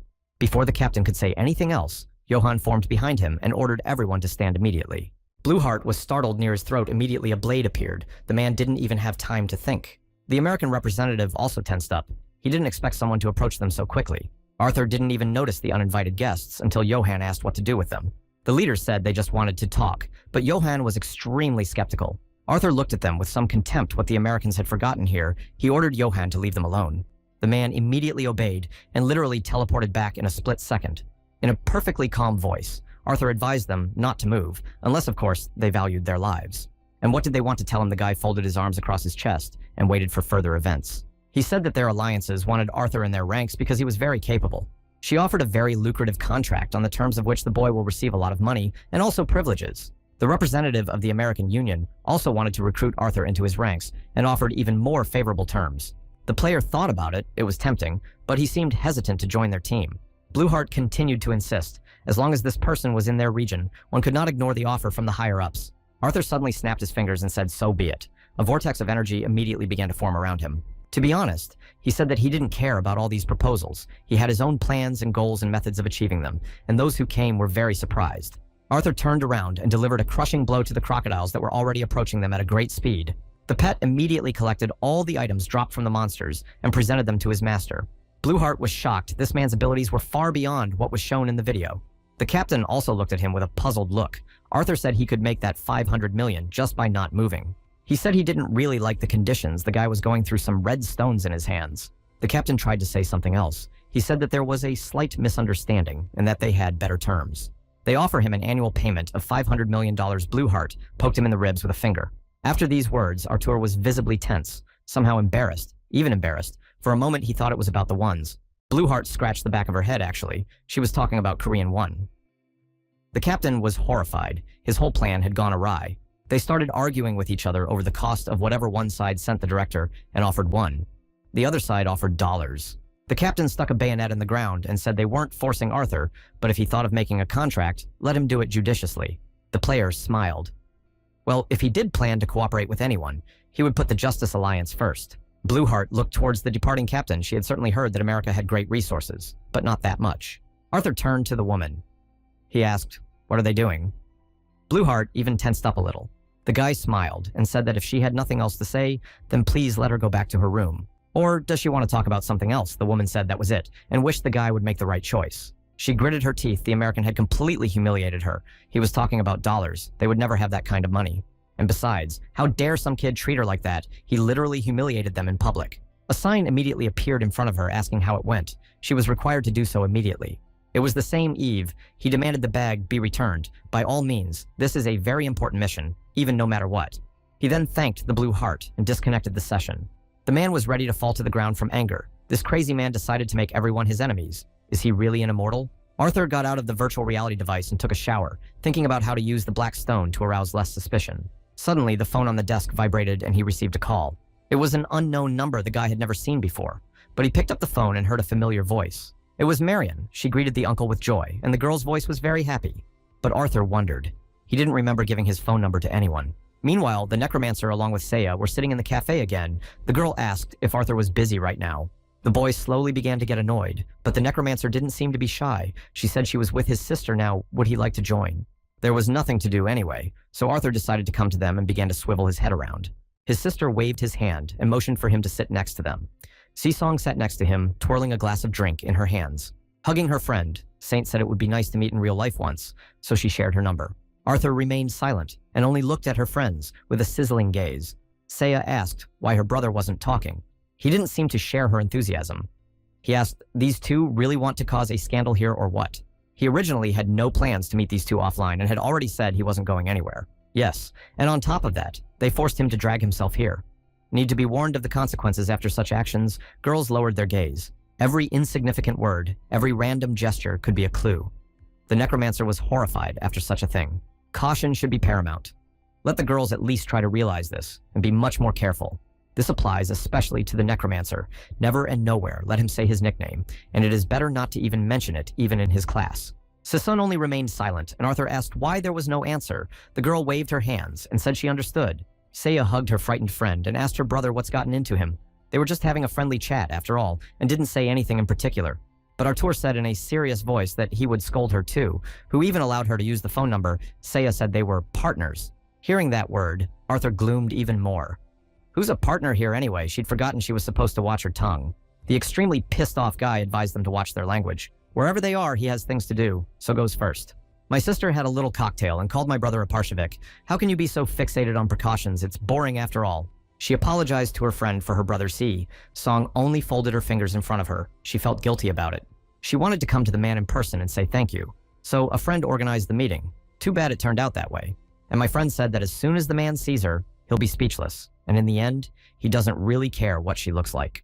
As soon as Arthur returned to the virtual world, Rufendal immediately provided him with a list of items he had received recently. The servant's eyes were burning, and he said that he had taken into account all the smallest details and recorded them so that he didn't worry too much. Arthur appreciated such hard work and patted the guy on the head. He did a good job and deserved encouragement. The servant continued to fawn over his master. Arthur realized that it seemed he was only acting this way because he had the black stone. Suddenly, he noticed the small flying video camera that used to belong to Willow seemed to be broadcasting still. After rewatching all the recorded videos, Arthur seemed to understand why he wanted to pay him that kind of money. As soon as the player summoned Johann, Assassin immediately appeared, literally, out of nowhere. The player said that there is a private teleporter to the northern part of the mountains, and it is run by the Ellen Union. The leader of the group will definitely be on site. Most likely he is busy raising money all over the city right now. Arthur wrote out his sentence and ordered Johann to destroy this man as soon as he saw him, and then let him leave the safe zone. Flipping the camera from hand to hand, the guy rejoiced. He was absolute evil, so he would do whatever he pleased. Meanwhile, Eve sat at his computer and could not understand who this Remtadian was and why he thought so much of himself. And what is his brother even going to do? He would have thought so, as suddenly something caught the man's eye. The news was everywhere that the true essence of the absolute of evil had been revealed. Of course, it would be worth recognizing its power. The man wondered why he had touched his brother, and now this man would be labeled as an absolute evil who would even want to cooperate with him. How dare he even behave so brazenly in front of the top leadership of the Union? News of the recent events was spreading everywhere. If the most powerful alliances in this game are pitted against one man, the only thing left to do is wait for him to go to the other side. Even a force that wants to destroy everything has a limit. The man got up from his chair and headed for the exit. Besides, to go to foreign continents would eventually need a portal too. He walked over to the window and looked out over the city.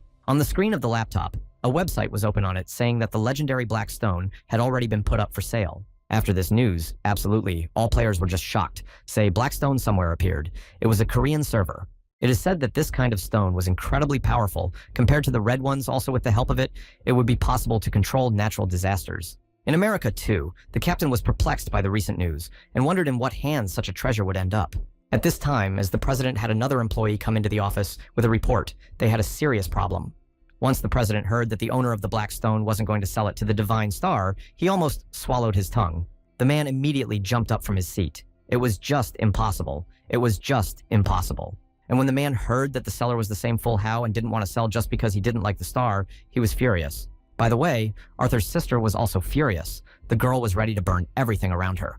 There were headlines everywhere about what her brother had done and when he'd even managed to get himself in such a mess. As expected, everything that could be of any use to Arthur had disappeared, and the boy sat and studied the information. Looking at his sister, Arthur asked why she was the one kicking everything Saya was holding her leg and yelling that she would sue all those journalists. After that, Arthur tensed up. Do they really want to reveal their true identity? Let them not even think of flaunting the information. The saint continued to rage. How could anyone even write such nonsense in the form of an article? They have no right to say that. Miriam was also shocked. Her sister was absolutely right. How could they write such false articles? Uncle was a very good man. After all, that was how Necromancer puffed with indignation. Arthur was even a little surprised. Did he appear to her as such a good man that he deserved such reverence? He said that it's not important, and everything is already decided. To be honest, this is quite natural. Girls were silent. Now was not the time to worry about such trivialities. Meanwhile, people were checking all possible information. Crunching his knuckles, Arthur said he had the black stone, and of course he wouldn't sell it to the Divine Star at no price. On the day of the auction, a real celebration was organized. For this purpose, they rented the whole Colosseum. People came there in droves, each wanting to snatch a tidbit. Serdian asked to be told the exact location a few minutes before the start, then no one can pull some trick. Arthur, along with his minions, stood above, still needing to prepare for the opening. His assistant's advice was very sound. First of all, before entering the auction, everyone will need to disarm. The minimum that can be allowed is wearing armor. Of course, it was a good idea to take the elders with him, and also to put guards everywhere, which he did. Naturally, there will be those people who have been banned from participating, and they will be extremely unhappy. People tensed when the voice of the auctioneer was heard, as he welcomed everyone to the auction. At the head was Arthur, thanking everyone for taking the time to attend his event, and the currency they would be using was gold coins. If everyone is ready, then it's time to start the auction. Arthur was standing in the middle holding a black stone, and there was a dark aura around the guy. Holding the stone in his hands, Arthur said that the players had to choose the starting price, and then the price of 600 billion was announced. After Arthur heard, he tried to restrain himself, but inside he was thrilled. The numbers were staggering, and it was hard to imagine that people had that kind of money. The player stood in front of the others and held an item in his hands. Prices were rising at a simply insane rate. Arthur felt a shiver run down his spine as prices reached up to 1 trillion. Could anyone really be willing to part with such a fortune? When suddenly some man raised his hand and calmly said 30 trillion, the hall fell silent. The amount was really impressive. It was a rich man from the Middle Eastern North, the ruler of the continent of Pyra Rendal, and one could only guess how rich he was. But the bid didn't last long. Someone offered 1 trillion more, and Randall was even a little surprised. Well, the man was not confused and immediately raised a finger up. 50 trillion. Seems he didn't feel sorry for any money at all. The people standing a little higher up began to whisper such an amount was really shocking. Serdian was absolutely thrilled. Was anyone willing to offer such a fortune? The woman nearly jumped out of her pants. Arthur announced the amount and asked if anyone would offer more. The guy was wary. When suddenly words came to his ears in the name of a great evil, all were ordered to be destroyed. The guy tensed up. Who else it was? Looking to the side, he saw an unidentifiable man wearing a strange green cloak and holding a bomb. The man's face was absolutely insane. He didn't seem to doubt his actions. He wanted to do it for his own glory. For the sake of the great and absolute evil, a shot rang out into the air. A column of dust rose up. All the people were shocked. But it wasn't until Arthur, in a calm voice, ordered Johann to deal with it, that Assassin immediately took the hint. Naturally, those people who were forbidden to participate in the auction in every possible way tried to stick their fingers in the wheels. It was not surprising. The aide, on the other hand, was not surprised. It was the worst possible plan one could come up with to self-detonate as ignorant. Someone was standing on the top podium watching what was going on. The stranger had green hair. The man didn't even have time to realize anything before Johann formed behind him and ordered him not to move if he wanted to live. He grabbed the stranger and pulled him to him. It seems they're too fearless if they're planning to make such a mess here. This was starting to annoy Arthur, but really, why can't we just have a normal auction? Everyone had done what Serdian had said without a single iota of deviation from the course. Arthur's gaze was incredibly perceptive. Luxo, who was standing nearby, said that the force of the explosion was enormous, but Arthur said not to worry. There was a shield everywhere protecting the auction items and the bidders themselves. If we're talking about such high-ranking people, safety should have been the first thing to think about.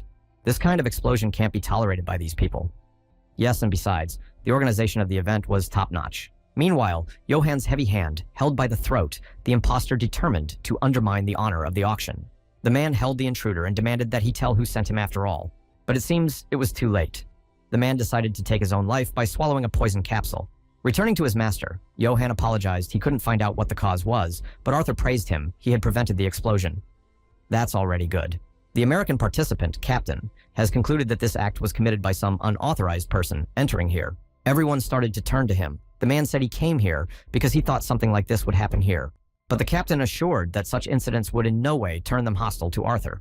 Trying to keep himself in control, Arthur said he was in a bad mood. He didn't know who was behind it, but it was someone who wanted to hurt him. After saying that the Overlord had exhibited this item for the advancement of humanity and world peace, the captain was shocked. Then taking out 2 more black stones, Arthur said he wouldn't sell the rest until he found out who was behind it.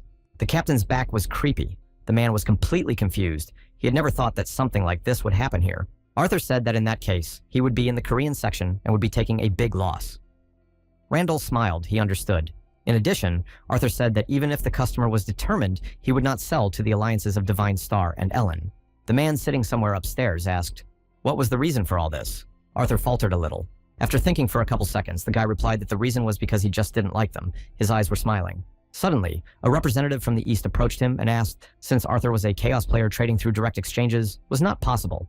In such a case, Rendall is willing to provide the entire amount, immediately provided Arthur with a bag of gold coins. The guy was even taken aback. He, of course, accepted in his hands, but was still surprised. This man was willing to part with such a huge amount of money without any intermediaries. Looking at this man, Arthur even felt a little ashamed that he wanted to run away as soon as he got the amount. He held out the promised goods to the buyer, and the man gratefully accepted the stone, so either way, he got the money, and had nothing more to worry about. In response to Arthur's interest in what he was going to do with the object, Randall looked at him with a look that made him feel sick. Meanwhile, the man said he was using it as decoration. Arthur even swallowed his tongue. This is a joke. Meanwhile, the man said he was using it as decoration. Arthur even swallowed his tongue. This is a joke. The Easterner said he had some thoughts on this stone. Arthur was wary. With a little sadness in his voice, Randall said that there are many needy people in this world, suffering from hunger and other hardships. And there are also children who are not able to go to normal education. He wants to reach out to these people. His company is in the business of giving everyone in need what they need. However, with money alone, it would be difficult to solve this issue. And so having a stone in his hands, he thinks he can realize his plan. Lastly, the man said that he had always grown up royalty and had everything he needed, so it was worth taking on more responsibility. Arthur was completely satisfied with this answer. According to his beliefs, this was the perfect world. It seems the guy was not wrong. Huang, who was in the office, was furious. He couldn't believe that Arthur had 3 black stones. It was unthinkable, but his ward assured me that this information was true, so there's no doubt about it. The man asked, "What became of the one who was sent to riot? All traces were covered." The deputy assured me that everything was fine, even if someone started digging into them. They could never know the truth. The warden sighed heavily, but that was fine. The only question was where Arthur had gotten the 3 black stones. If he's announced he has such a treasure, then there are many more of these stones than Arthur said. The principal even broke a pen out of anger. That guy is absolute evil, the true embodiment of a nightmare. He fell back in his chair, but it's still a real black stone. Plus, there's 3 of them. It is simply incomprehensible the man agonized over what to do in such a situation. With a bitter end, the auction was over. They had quite figured it out, although they didn't get to find out who was behind this inhumane act of attack. With a satisfied expression on his face, Arthur evaluated the money he had received, and with such a fortune, he could not deny himself anything at all. Appearing out of nowhere, Serdian marveled at the Lord. Once again, he was simply marvelous. Arthur looked at her over his shoulder. Before he could talk to his assistant about anything, Arthur needed to check something out, and later they would have a conversation. Turns out that out of the remaining 3 people, 2 recognized him as an absolute. But how is that possible? Suddenly started flashing. Luxo wary, someone had broken in here again. Arthur looked up. What happened again? Rexor the man appeared in front of them and landed on the ground, and it immediately shook from his power. He said he'd never bow his head to some brat in his life. It's beneath his honor. The man thrust his sword forward and said he challenged Arthur to a duel. Let him prove his strength to him. The player was a little shocked. What does all this even mean? Duel? What the hell is a duel? What kind of circus is this? Rexor managed his ardor a bit and said that today they were watching the auction, and 2 of those who came recognized Arthur as their lord. Elders look inside a person's character and assess whether he is worthy to be called their lord first, which would be charisma and wisdom. Next is ambition and determination, to the extent that a person can make life choices. And Rexer judges people on strength to the rest of the elders. Arthur has shown his good sides, so can he surprise him too? Luxo, after this, came to a rage. He was ready to tear his colleague. His words were too impertinent. If he says he saw the actions of the Overlord, then he must understand everyone else and why they came to serve Arthur. The elder then looked at Johann, why he was suddenly quiet and not saying a word. After all, he was the one who had convinced the elder to take his time and wait a bit this time too, thinking of ways to change his mind. Or maybe Johann is going to fight the elder instead of the challenger, but the assassin stood motionless and said nothing. He was just about to move forward when Arthur, in a booming voice, stopped all this arguing, and everyone must stop. This is exactly the obstacle Arthur must overcome alone, so let the others have no interference. Arthur said he had speculation about this elder, but Rexer proved too flashy that one showed up. A smile appeared on the elder's face. He is not going to serve someone weaker than himself. Zeta asked the nearby Johann if their overlord had any chance of winning. Even the assassin hesitated a bit. He doubted. He realized that the overlord was much stronger, but he was still confident that he could handle Rekor, but there was no choice but to trust in his overlord. Arthur was well aware that his opponent was a first-class mercenary, specializing in surprise attacks. But in hindsight, the lad remembered Eddard, who had joined him completely, for natural reasons as well as Johann. In short, so far, the game had only allowed him to fulfill scenarios that were within his capability. In that case, there was a chance to win. Arthur prepared himself, and a dark aura formed around his body. He was serious. Smiling, Rexer drew his sword and asked not to be disappointed if Arthur called himself Lord. The player snapped his fingers irritably and said that for an assassin, Rexer talks too much. It's time to get down to business, because he's got a lot on his plate. No sooner had the guy put his fingers back down than his opponent began to move with such speed that even with his eyes it was difficult to catch his movement. Suddenly a man whizzed past the R2 once with such speed that he managed to hit it, and blood appeared on his cheek. At that moment, Arthur realized that he was indeed in a dangerous situation, for what this man's specific intentions are to destroy him. Arthur could see his opponent's silhouette forming behind him, but there was still a way to defeat him. The elder had already lowered his sword, and Arthur noticed at the last moment the blade coming towards his face. The others who were watching the battle from the sidelines were horrified. However, Johann is the only one who remained sane. He said to stay calm is far from over. Rexor was confused. He did, after all, hit right at his opponent. So, what happened? The man noticed with horror that Arthur was holding his sword with one hand, not too careless of his opponent's behavior. It was only a moment before Rexor was already flying in the opposite direction. At a tremendous speed, Arthur was incredibly strong. The player said that his opponent will not go to the other world, but it will hurt a lot for a while. Shocked to the core, Johann ran up to his overlord and congratulated him on the amazing victory the man had not expected.